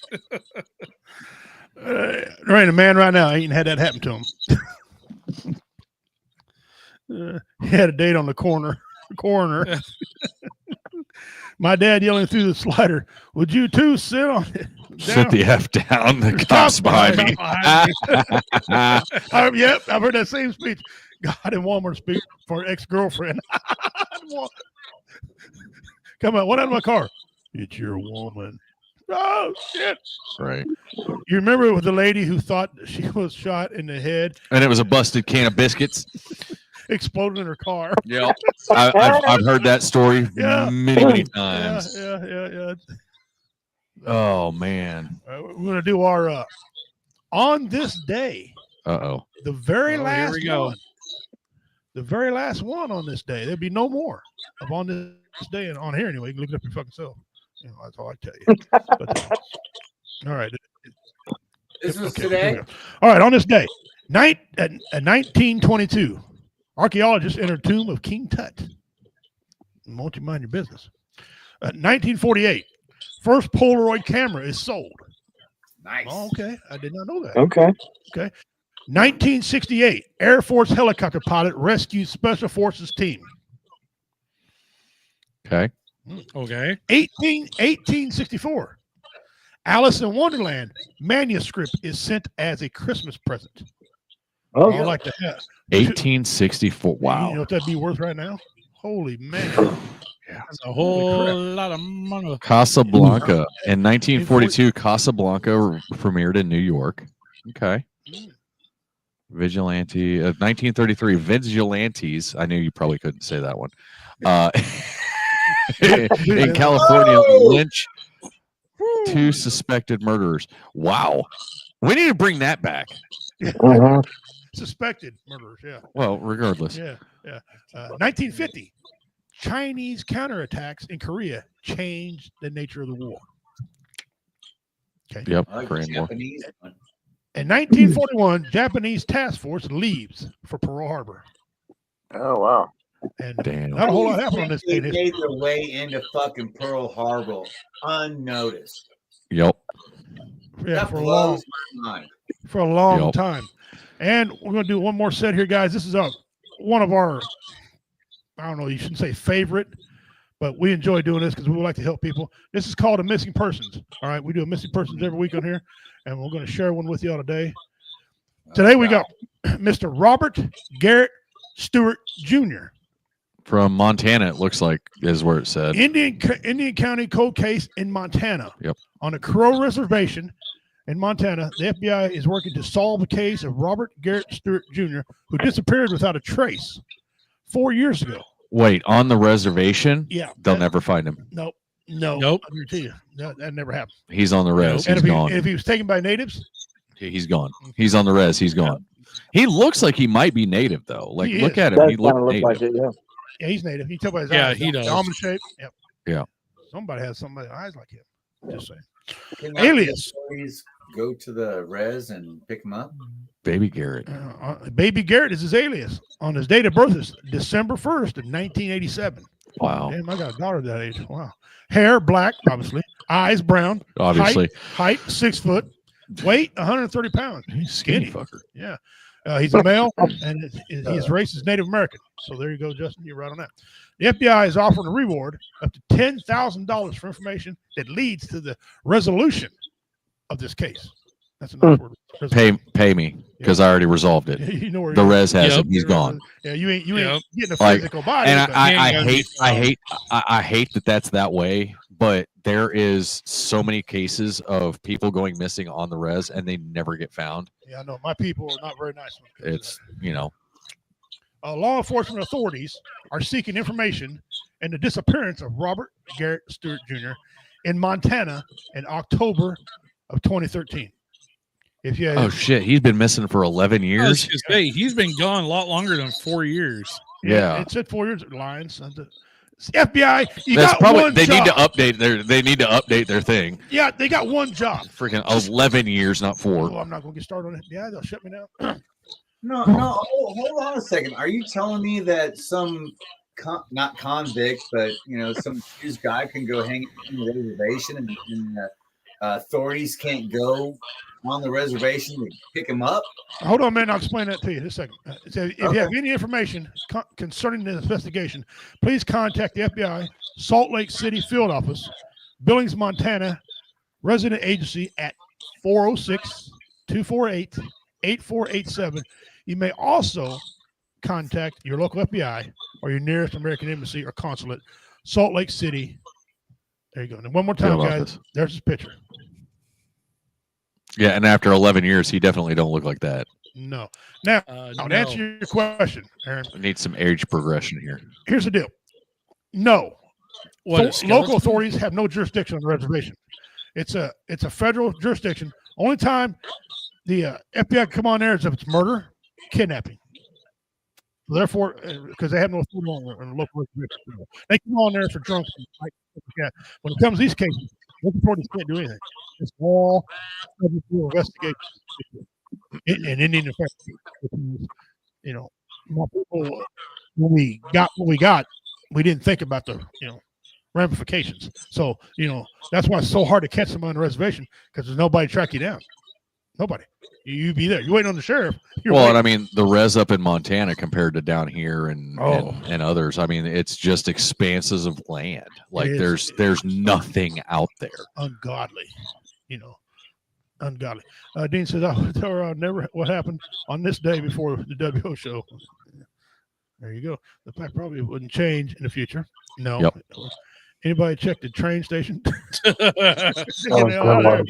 He's been watching too much Yellowstone again.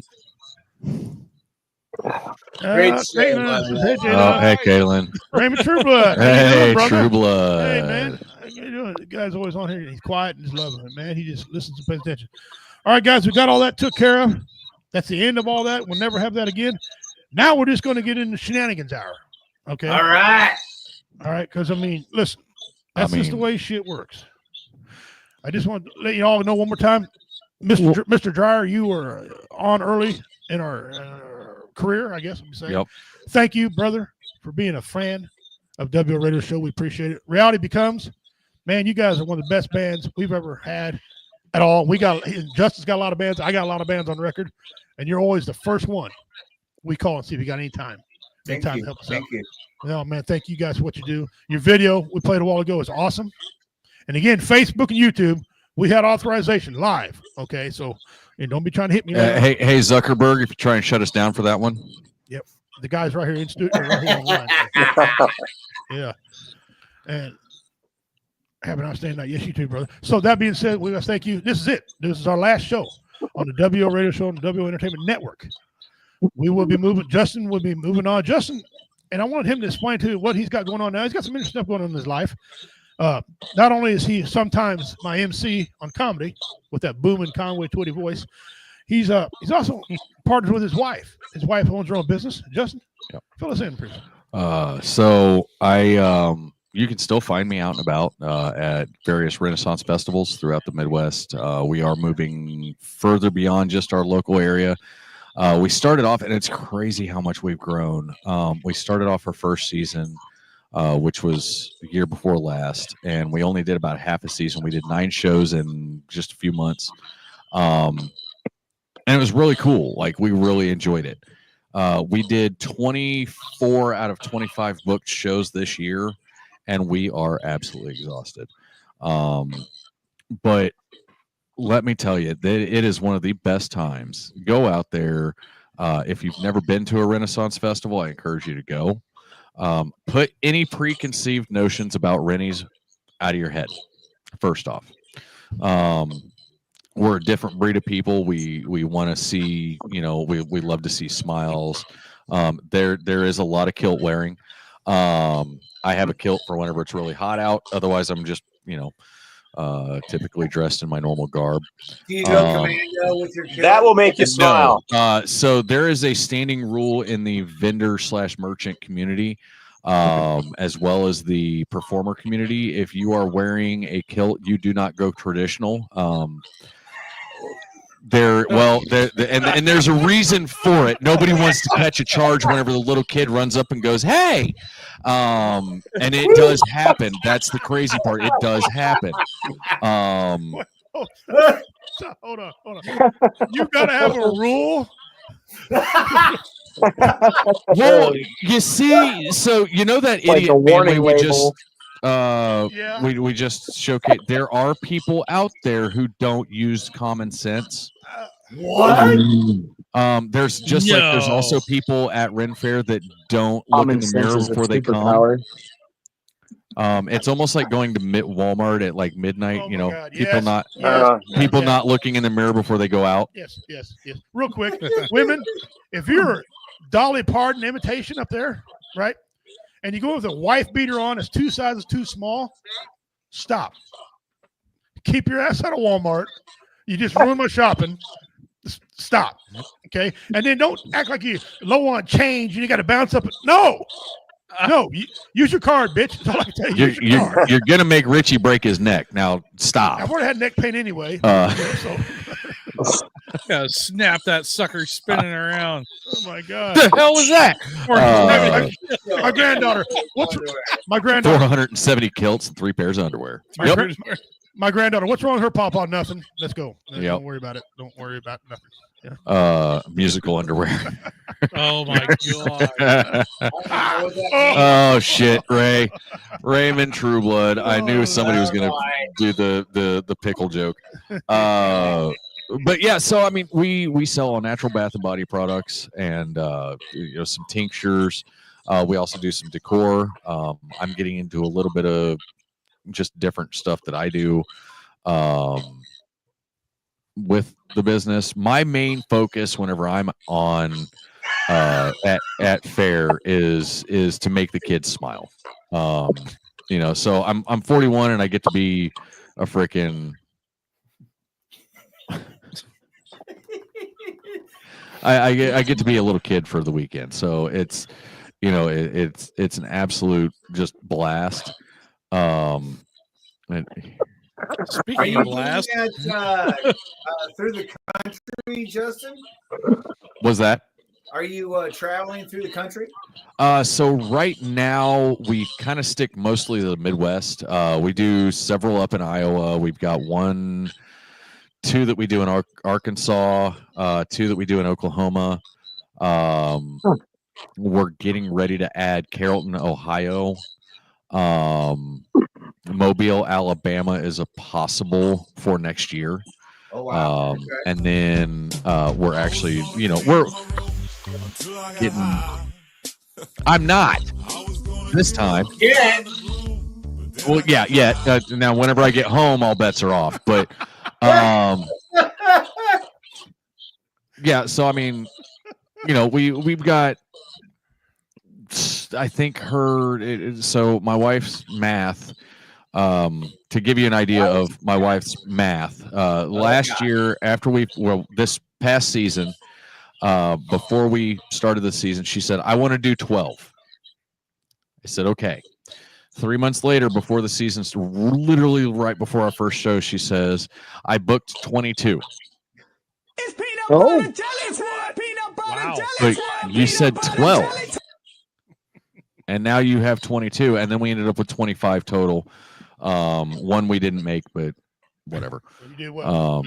We ran all of them. Broke down twice this year. That was fun. Dude, fucking cars, man. And just we're on our way to hopefully making it a full-time gig for us. Well, good, man. That's great. I was just about to ask. And he's still playing with fucking music, so I can't hear anything. I said I've always been crazy. Well, you Justin, when you broke down, I'm wondering, like, and when you were hitchhiking alongside the road in your kilt, did anybody pick you up? No, actually, we didn't hitchhike. We actually lucked out. So the show that we broke down at was in Mount Vernon, Arkansas, and let me tell you something. This place was one of those drive faster, I hear banjos. Because it was, I mean, we were in deep Arkansas. Like this is the land of the brunkle. For those of you who don't know what a brunkle is, that's your brother uncle. So ding ding ding ding ding ding. Yes, banjos were playing, and I got blisters on but anyway, my fingers. so my wheel bearing went out. My front left wheel bearing went out on me. So we got stuck down there for a week on that one. Came back home, went back down. My differential went out, my rear diff. Which luckily it was an easy fix. All we had to do was change the fluid, but apparently there's on a car with 240,000 miles, it had never been changed, and I didn't know that. So whenever we opened it up and drained the fluid out, it was black water. Like there was absolutely no viscosity to it. Whatever. Look at me using big words. Have you looked at it since then? Yes. And it's fine. Okay. Yeah. I do have enough mechanical knowledge to go, oh wait, that was fucked up. Maybe I should check it again.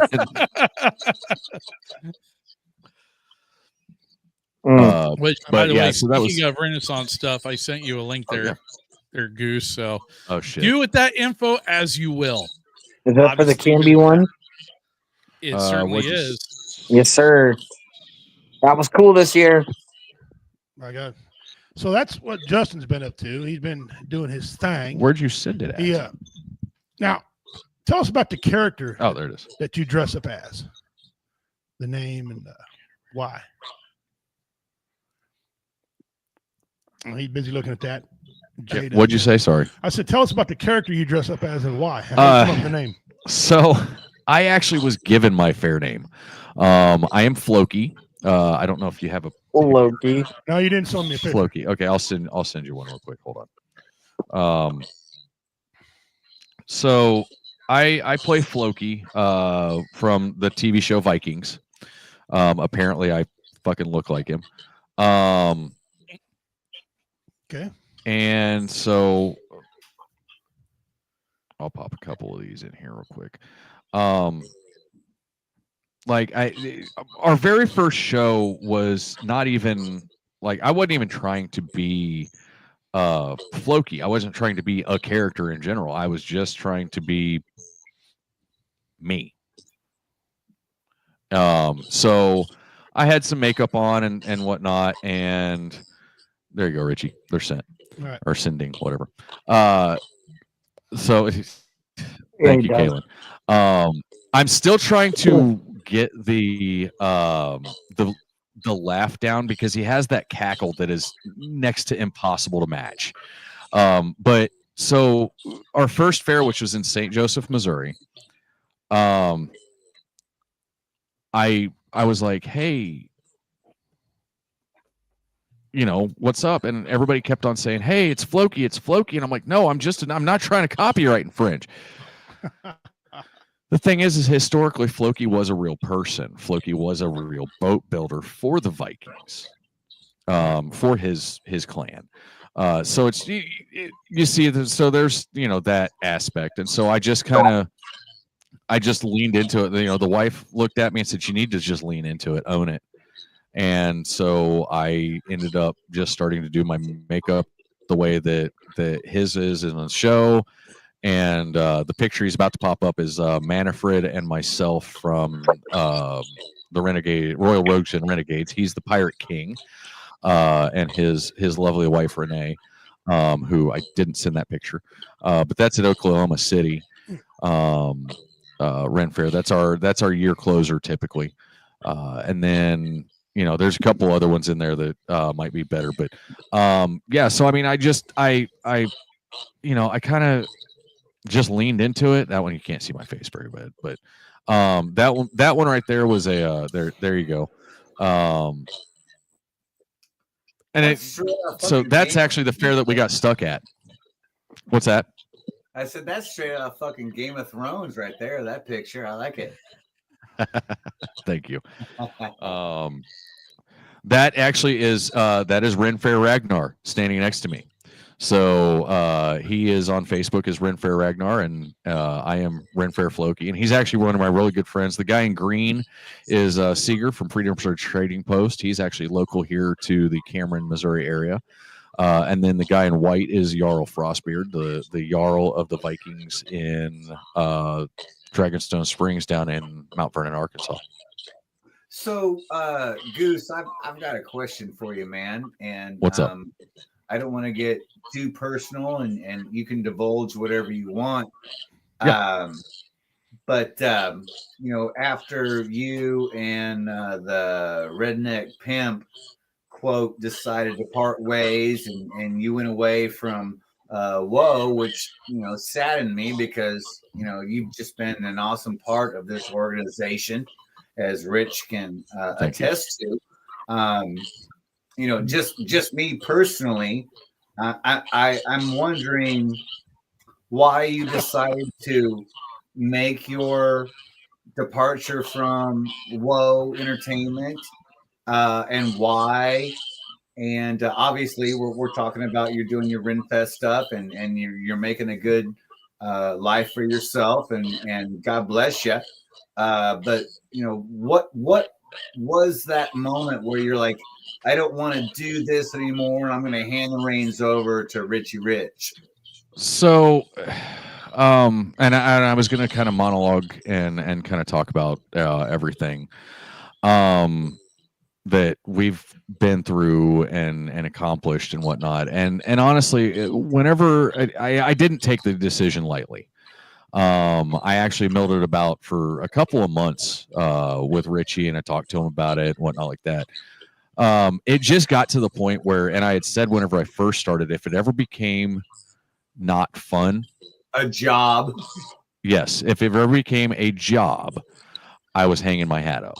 And it got to the point where, you know, I loved doing the show.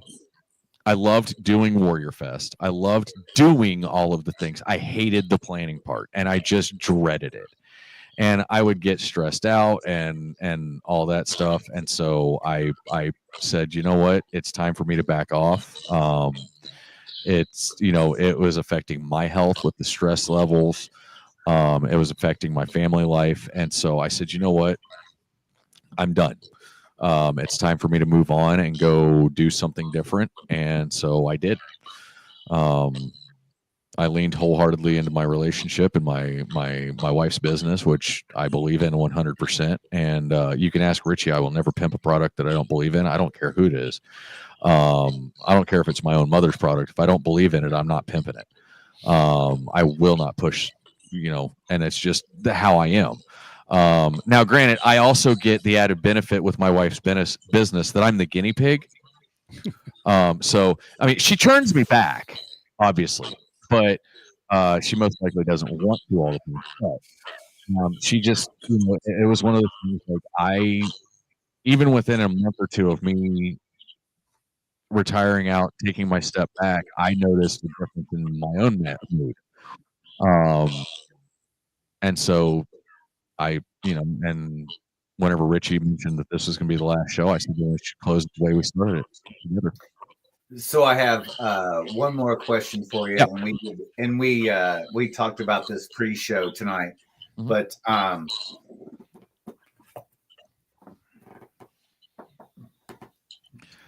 you no longer up on bladesmithing?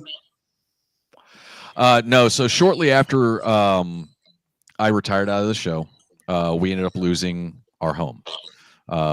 The person who supposedly was my friend came to me and told me I had to give him $160,000 in 6 months or get the fuck out.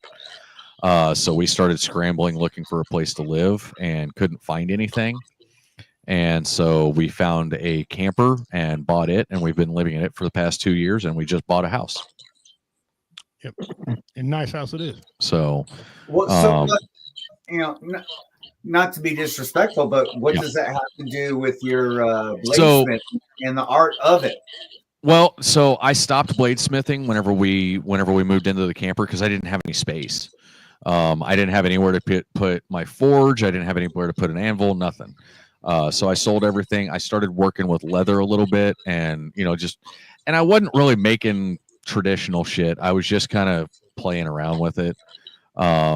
And now, granted, Mom always told me whenever I was growing up, if I played with it too much, I'd go blind. But so far, so good. He is wearing sunglasses. Just saying. So is J-Dub. Right. And so is he. Yeah. Screen Okay. protectors, baby. Screen protectors.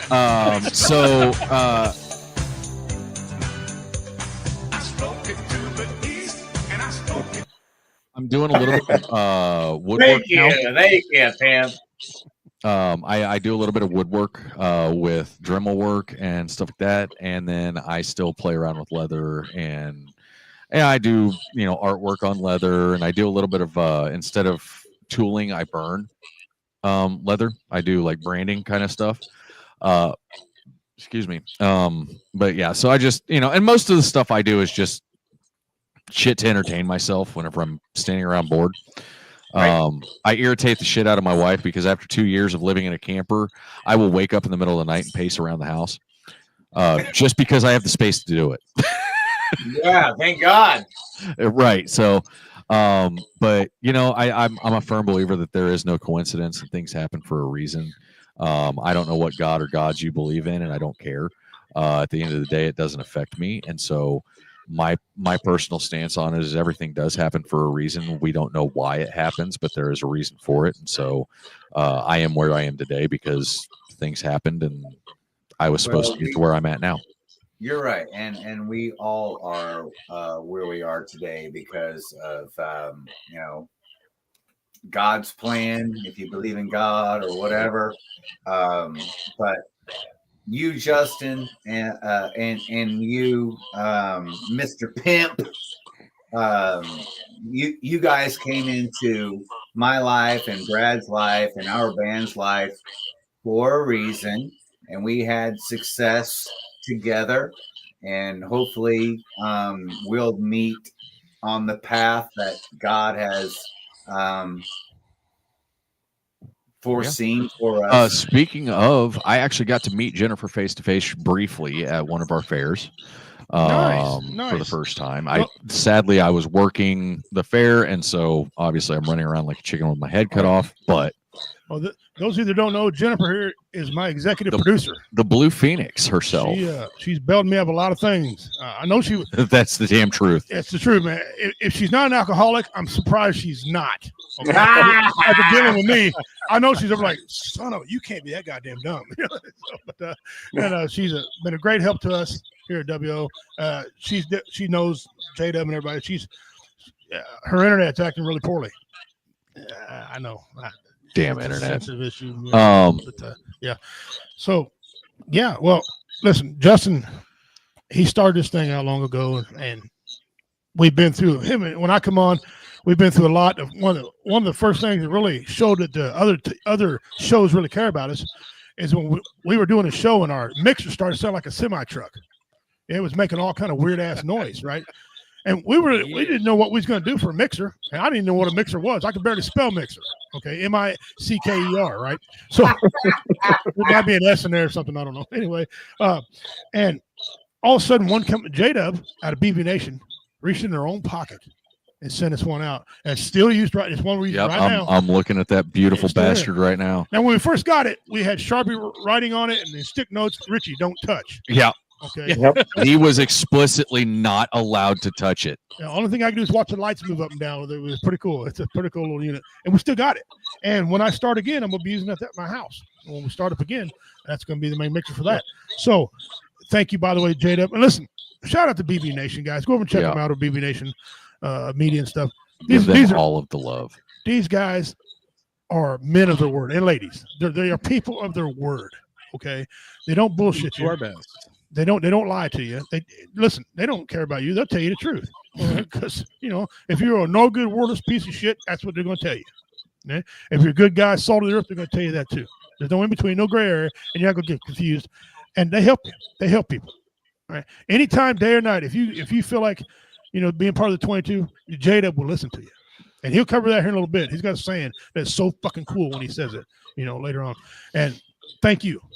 Thank you, sir, for helping us out. You're like the big brother to us, the BB Nation's big brother to WO. Thank you very much for carrying us on your network. And we're not done. We're still going to do some. Nope. We got more to do, man.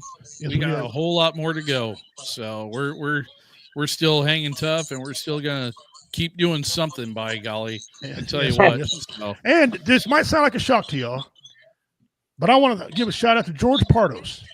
Okay. He had us on his network. We got big on his network. We did. Yep. And thank you, George, for taking a chance on a couple rednecks. We appreciate it. And that's where we're at on that. I'm not going to take a minute to have with us right here because he's talking about the problems. We all know who it is, but we did a lot. Thank you to Cameron. We had 6 shows in this network at one time. And I want seven. And I want Spearhead Shenanigans. And Cooking with Goose. I want to thank each one of you guys. Whether we talked about cars, where Jennifer did gaming, we had the sports. Our sponsor guy who I forget his name. Sorry, Matt Brooks. Matthew Brooks. Operation Veterans Barbecue. Operation Veterans Barbecue doing his thing on there. I hate to say it. I'm only going to say his name once. Shout out to Mickey Severns. Move on. He had a show on here. Thank all you guys. And I hope I don't feel about Roy Anthony. Roy Anthony, we were 7 down to 2. Roy hung with us. Yep. And thank you, Roy Anthony. I'm surprised you didn't come on and be with us. Yeah, I know. But we had 7 shows going on, and we were damn proud to have them. And I didn't always agree with Roy's content. He didn't always agree with ours. But one thing we did agree on: if it helps the veterans, we're in. Yep. If it helps the veterans, absolutely, we're in. Exactly. So Athens. Athens was another one. And Athens. And Athens, Athens. Listen, fuck Mickey. Athens, fuck Mickey. He came in. Fuck Tom. He came in and did some things. Athens did for us, man. I appreciate that. Because it don't take much to help me a computer. If you can turn a computer on, you're already smarter than I am. So thank you guys for that. Thank everybody out there, the fans especially, the guys that made donations. And if you'd like to make a donation one last time, the top of your screen there's a QR code. Tap on it and send some cash. We appreciate it. Anything helps.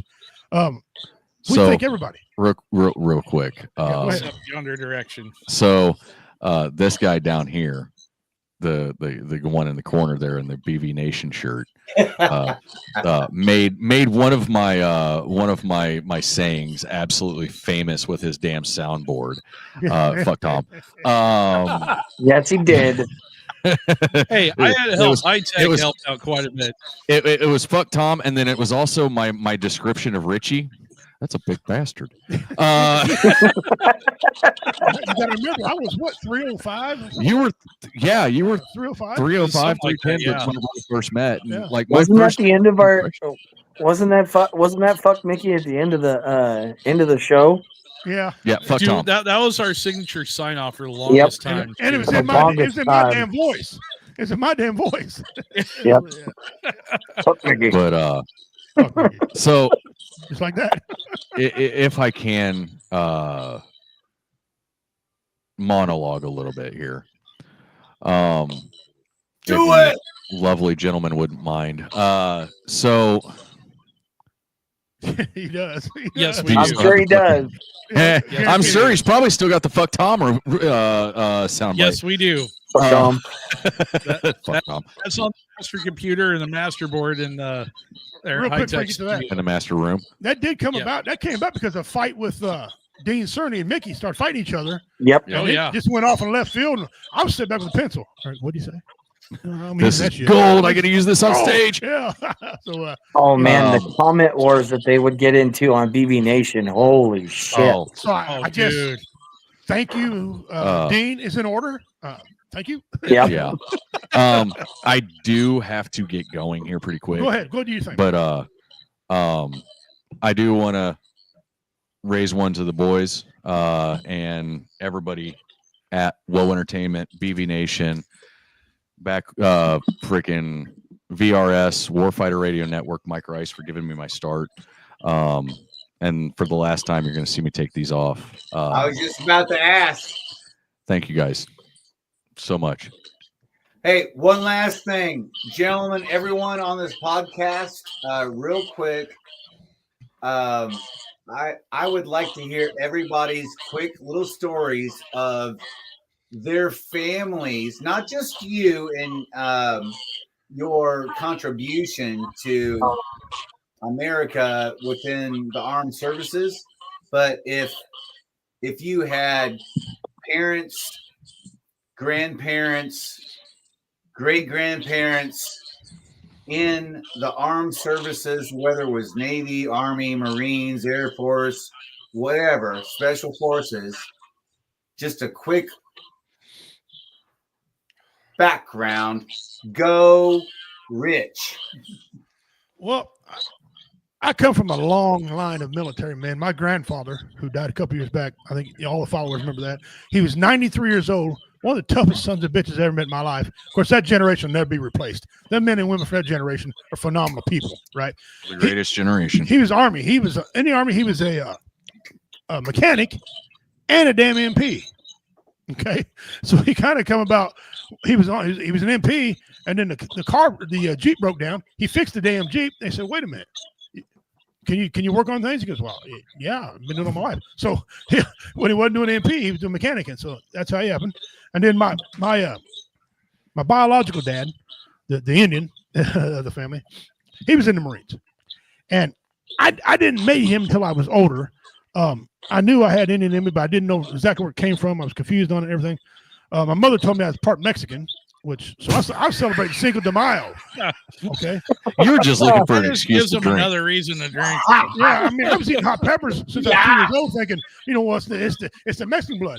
When I found Just out like being Irish on St. Patrick's Day, right? Yeah, Everybody's Irish on St. Patrick's Day. Right. So I was in the Marine Corps, and when you go in the Marines, they ask you, they say, "Now, you got anything to declare? Anything you want to say?"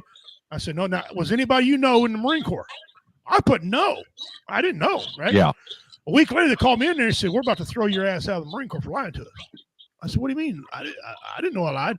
They said, "You didn't have a brother or someone real close to you in the Marines?" I said, "No, my brother's retarded and got biggie titties. He's fat. He ain't in the Marines." And they're like, "You better come clean." I said, "I am coming clean." They spun the file around and said, "You don't know this Indian?" Like, oh, shit.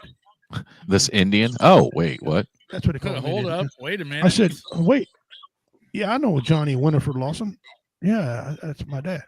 "Well, you didn't know it was your dad?" "No, my mom's a whore." The guy started laughing so hard, he's like, all right. Losing the tension up. He said, "You really don't know?" I said, "No, I never met him before." "Well, I did meet him once, but I sicked a dog on him, but I didn't know, right?" So I go call my mom. I said, "You about got me in trouble, woman." I said, "What's my biological dad's middle name?" "Well, his name's Johnny." "Yeah, no shit. Johnny Winifred, yeah. You told me he's Mexican." "He ain't?" "Oh, Jesus Christ. You don't, whoa, you lived with him for, Mom, you're killing me here." Grandma's seen a lot of dick in her day. You didn't know that you didn't know he's in the Marines? "Oh, I forgot about that. That'd been a piece of information I might need to know." Okay. That's kind of Jesus Christ. important. So, all right, he was in the Marines, and then the guy that adopted me, my adopted dad, y'all met him on here. He was on here last week. So he's a Canadian Indian. He's a good dude. He was in the Marines as well. Of course, he was in 3 branches of service. He didn't know when to say enough is enough. Well, when the brig became his 4th branch of service, he decided he probably better quit. Well, Blue Phoenix was Army. Her stepdad was Navy. Her grandfather was Air Force. Her uncle was a Marine. At least one was smart. Yeah. And Dad was Army. He was. That was the Air Force one. That was a smart one. And then I got 2 cousins. A female cousin went in the Marines. One cousin who went in the Army, and then of course there was me. And yes, I have eaten crayons. Matter of fact, we did it live at the very first Warrior Fest on stage. Well, I have witnessed it. I also did it at BB Nation. I went out there. I flew out there and sometime back, and they did it, and they said, "Oh, I just threw them down too. Look like I've been doing it for a long time." And so yes, Marines can't eat crayons, but I came from we do. Yes, we do, and I came from a long line of military men and support them. And awesome. My neighbor who blew his head off with a 12 gauge slug. He was Army. And, yeah, it was a bad deal. Real quick, like, and then I got to do my monologue so I can get out of here and get home. So I was in the Marine Corps. My dad, my sperm donor was Navy. My biological father, that is, my stepdad was also Navy. My biological father also was Army.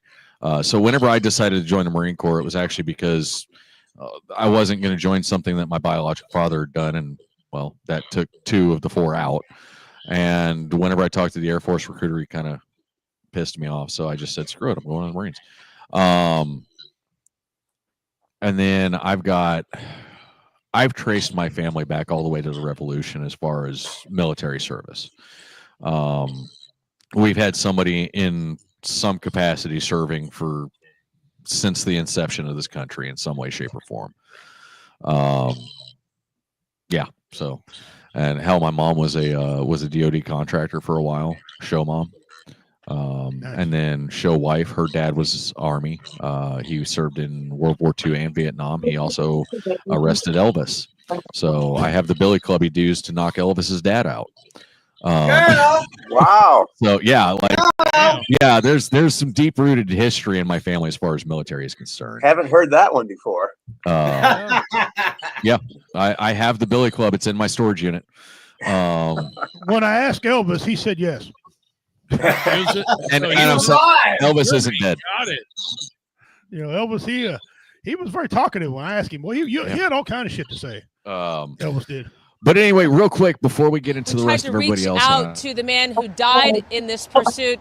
They were unavailable for comment. Micah, back to you. Hey, Goose, before you get out of here. Hey, girl. She had to come home and throw on the sunglasses just for you. It's not the teal ones, but they work. It's got to be the mirrored ones, the blue and the polarized ones.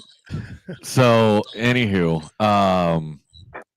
I want to start off by thanking everybody who has helped us through the years. BV Nation, Richie for one, the entire BV Nation crew. Jim, Reality Becomes, you guys have always been great to us. VRS, for as much as we fought them on so many damn things, they still push the hell out of us, and some days I think that's why they did it, is just to push us and make us greater than what we were. All of the fans, like, I mean, you guys made this worth every fucking second. I felt like a rock star. I felt like the most important man in the world at times because of the fans and the way that the fans interacted. And I'll never have that again from that aspect. Yes, you will. But not from this avenue. This avenue is being closed.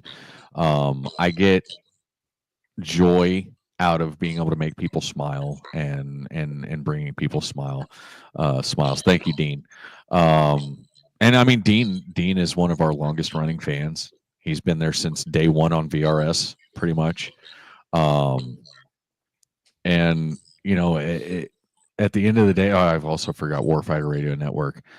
At the end of the day, you've got to do what makes you happy and what brings joy to your life. Whether that's going outside and shooting deer, I'll see you there. Whether it's going to Renaissance fairs and acting a fucking fool and putting a purple dress on and running around like a fucking idiot. Medea. That me, Dia. I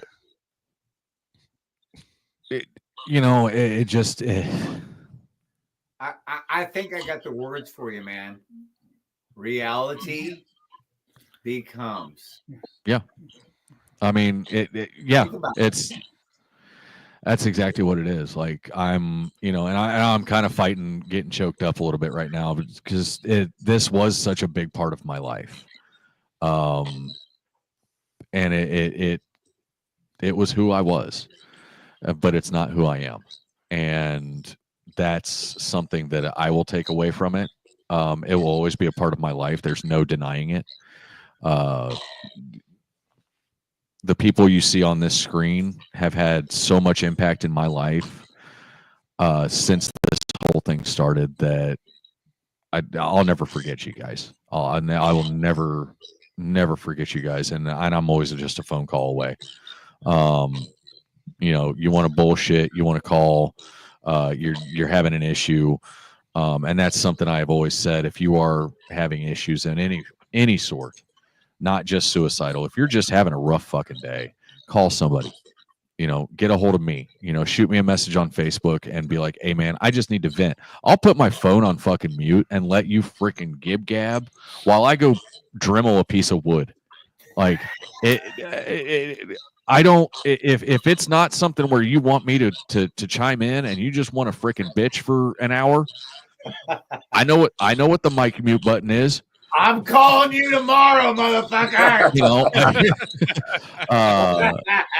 So it's just one of them things, guys. Like, and if you are dealing with suicidal thoughts and ideations, please reach out to somebody. 988 is the number. You can text it, you can call it. I remembered. And guys, just and listeners, viewers, whatever you want to call you guys, friends. Yeah. Find that one thing that really does bring you joy in life, whether it's music, whether it's hunting, whether it's doing a podcast, going to Renaissance fairs, swimming in ungodly conditions, not pointing fingers at anybody. No. Yeah, that guy. That one over yonder, or yeah. Next to Carl. Eating faces and hands. It just whatever brings you joy. Find that. So long as it's not hurting other people, what's it hurting anybody? Amen. Find that one thing that you can really glean and pull some joy off of, because the world outside is a fucking dumpster fire. And at the end of the day, you got to find something for yourself. Yeah. So with that being said, guys, thank you so much for 8 amazing years of laughs, of showing, renewing my faith in humanity. And just thank you for helping me figure out who the hell I was. Little known fact about me, I floundered really bad after the Marine Corps. I couldn't figure out who the fuck I was. 2-time suicide survivor.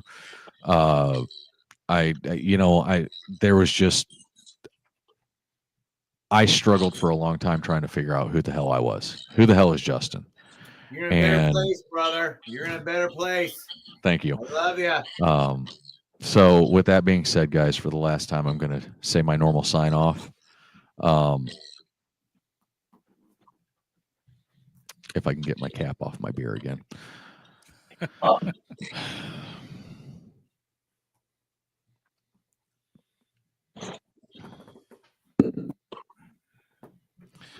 I'm Goose. That's Richie for the final time. This has been a Woe Radio Show. Much love, y'all.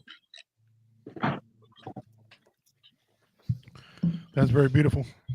Thank you, Justin. Very beautiful. Love you, brother. You've done some great things, Justin. Thanks a lot, guys. And you'll continue. This is a parting. I got a parting song for you, Justin. Oh, shit.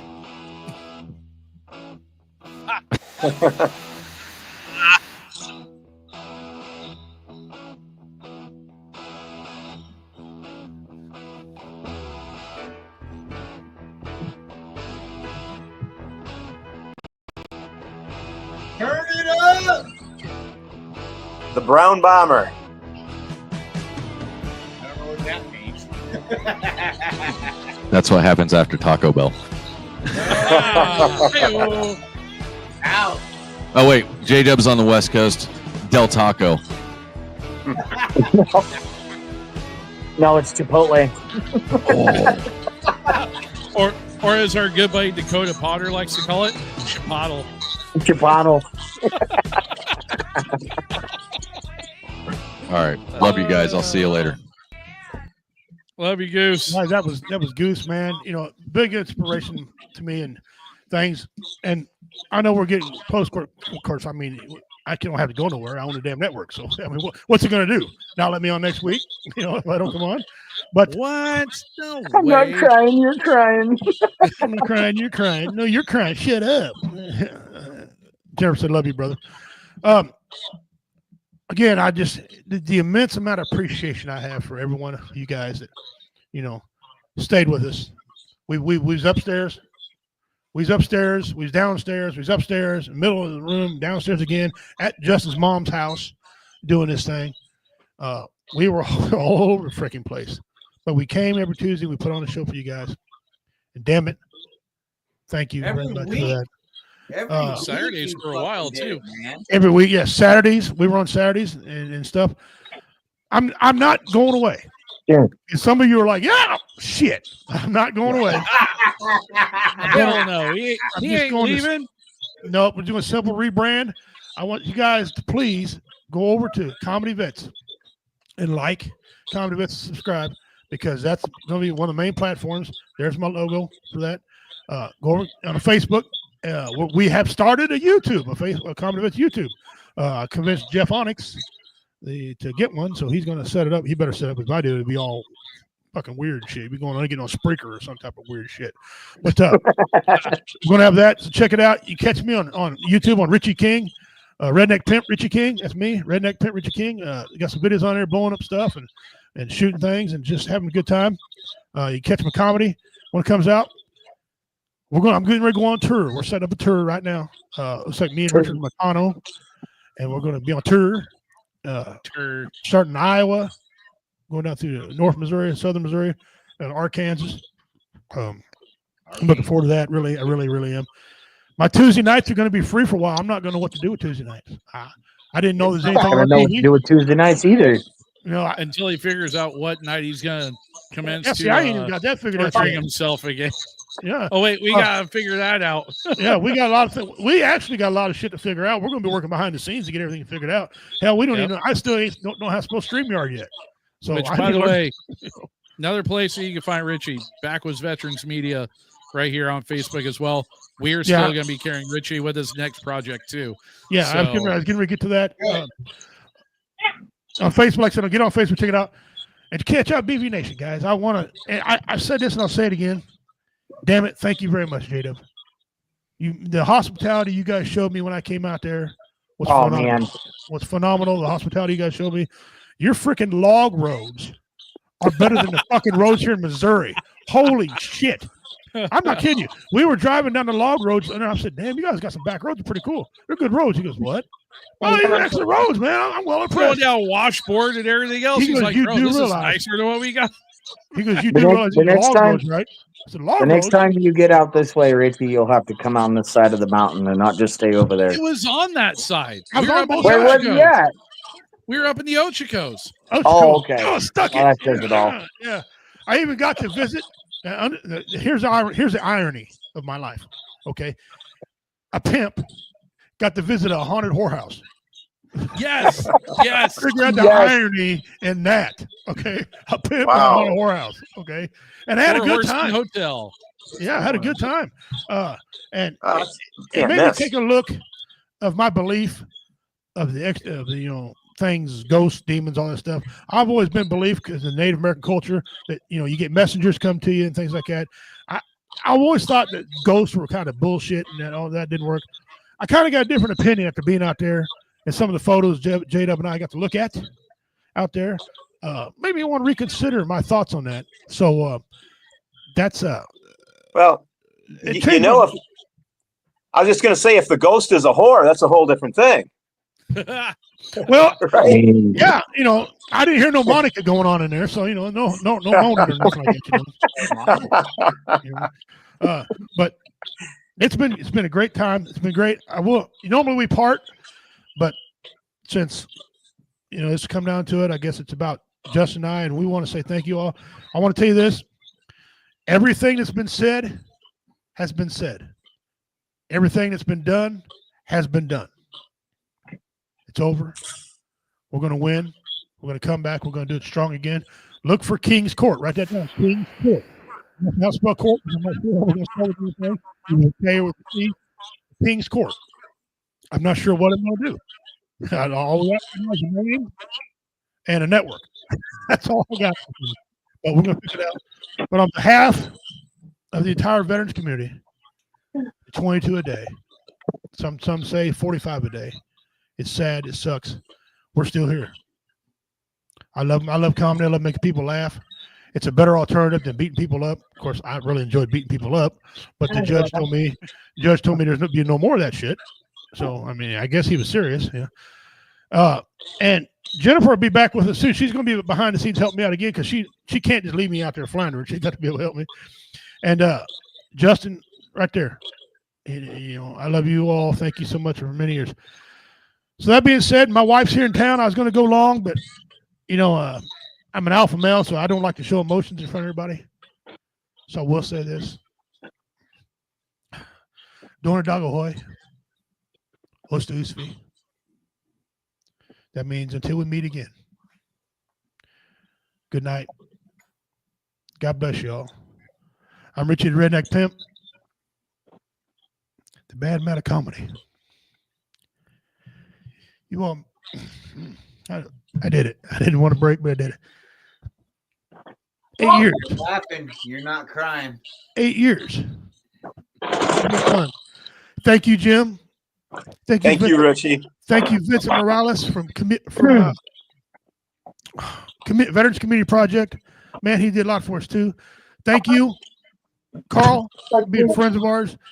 Thank you, everybody. Thank you, J-Dub. Man, what you mean to me, what you did for us, can't be matched.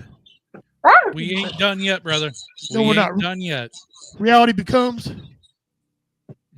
I'm just gonna say, you're one of the best bands I've had the privilege and honor of meeting. I'm not shutting the show down because anybody ran us off. I'm not worried about that. I'm not shutting the show down because of anything, but since we lost our charter and it's time to come back to something else. WO Entertainment is no longer. WO Radio Show is no longer. I love all you guys. You guys take care of yourselves. One more time. For the last time. WO Entertainment. Take care of yourselves and each other. Have your pets spayed or neutered. There's too many damn cats. Yeah, baby. Love you. I'm comedian Richie King. I want to say give a shout out to our late friend Taifu Panda, who loved Reality Becomes. He stayed around Warrior Fish just to watch, right? Reality Becomes. Man, rest in peace, Taifu. You'll be missed. Richard Montano, brother, here we come. Jeff Onyx, here we come. It's back to comedy, back to People Laugh. Shelly, my wife, finally. Damn. I'm the luckiest man in the world because I got a woman. Yes, you are. I got a woman who will ride and die with me. We've been through a lot. Her and I ate, we were so poor at one time. We ate eggs for 30 days. That's all we could afford. I went down to timber and illegally killed some deer. Didn't give a shit. Just so we could have some protein, besides the eggs. She rode with me. I told her, I said, I'm going to fix this. She stuck with me, and I did. Because I'll fix it. I fix everything I do. Now, I'm going to brag a little bit, but I'm going to brag a little bit. People used to tell me I was like King Midas. Everything I touched turned to gold. Maybe it did, maybe it didn't. But I surround myself with good people.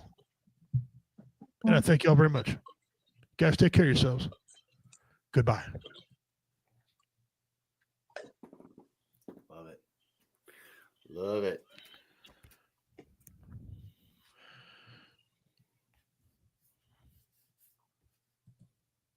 It's going to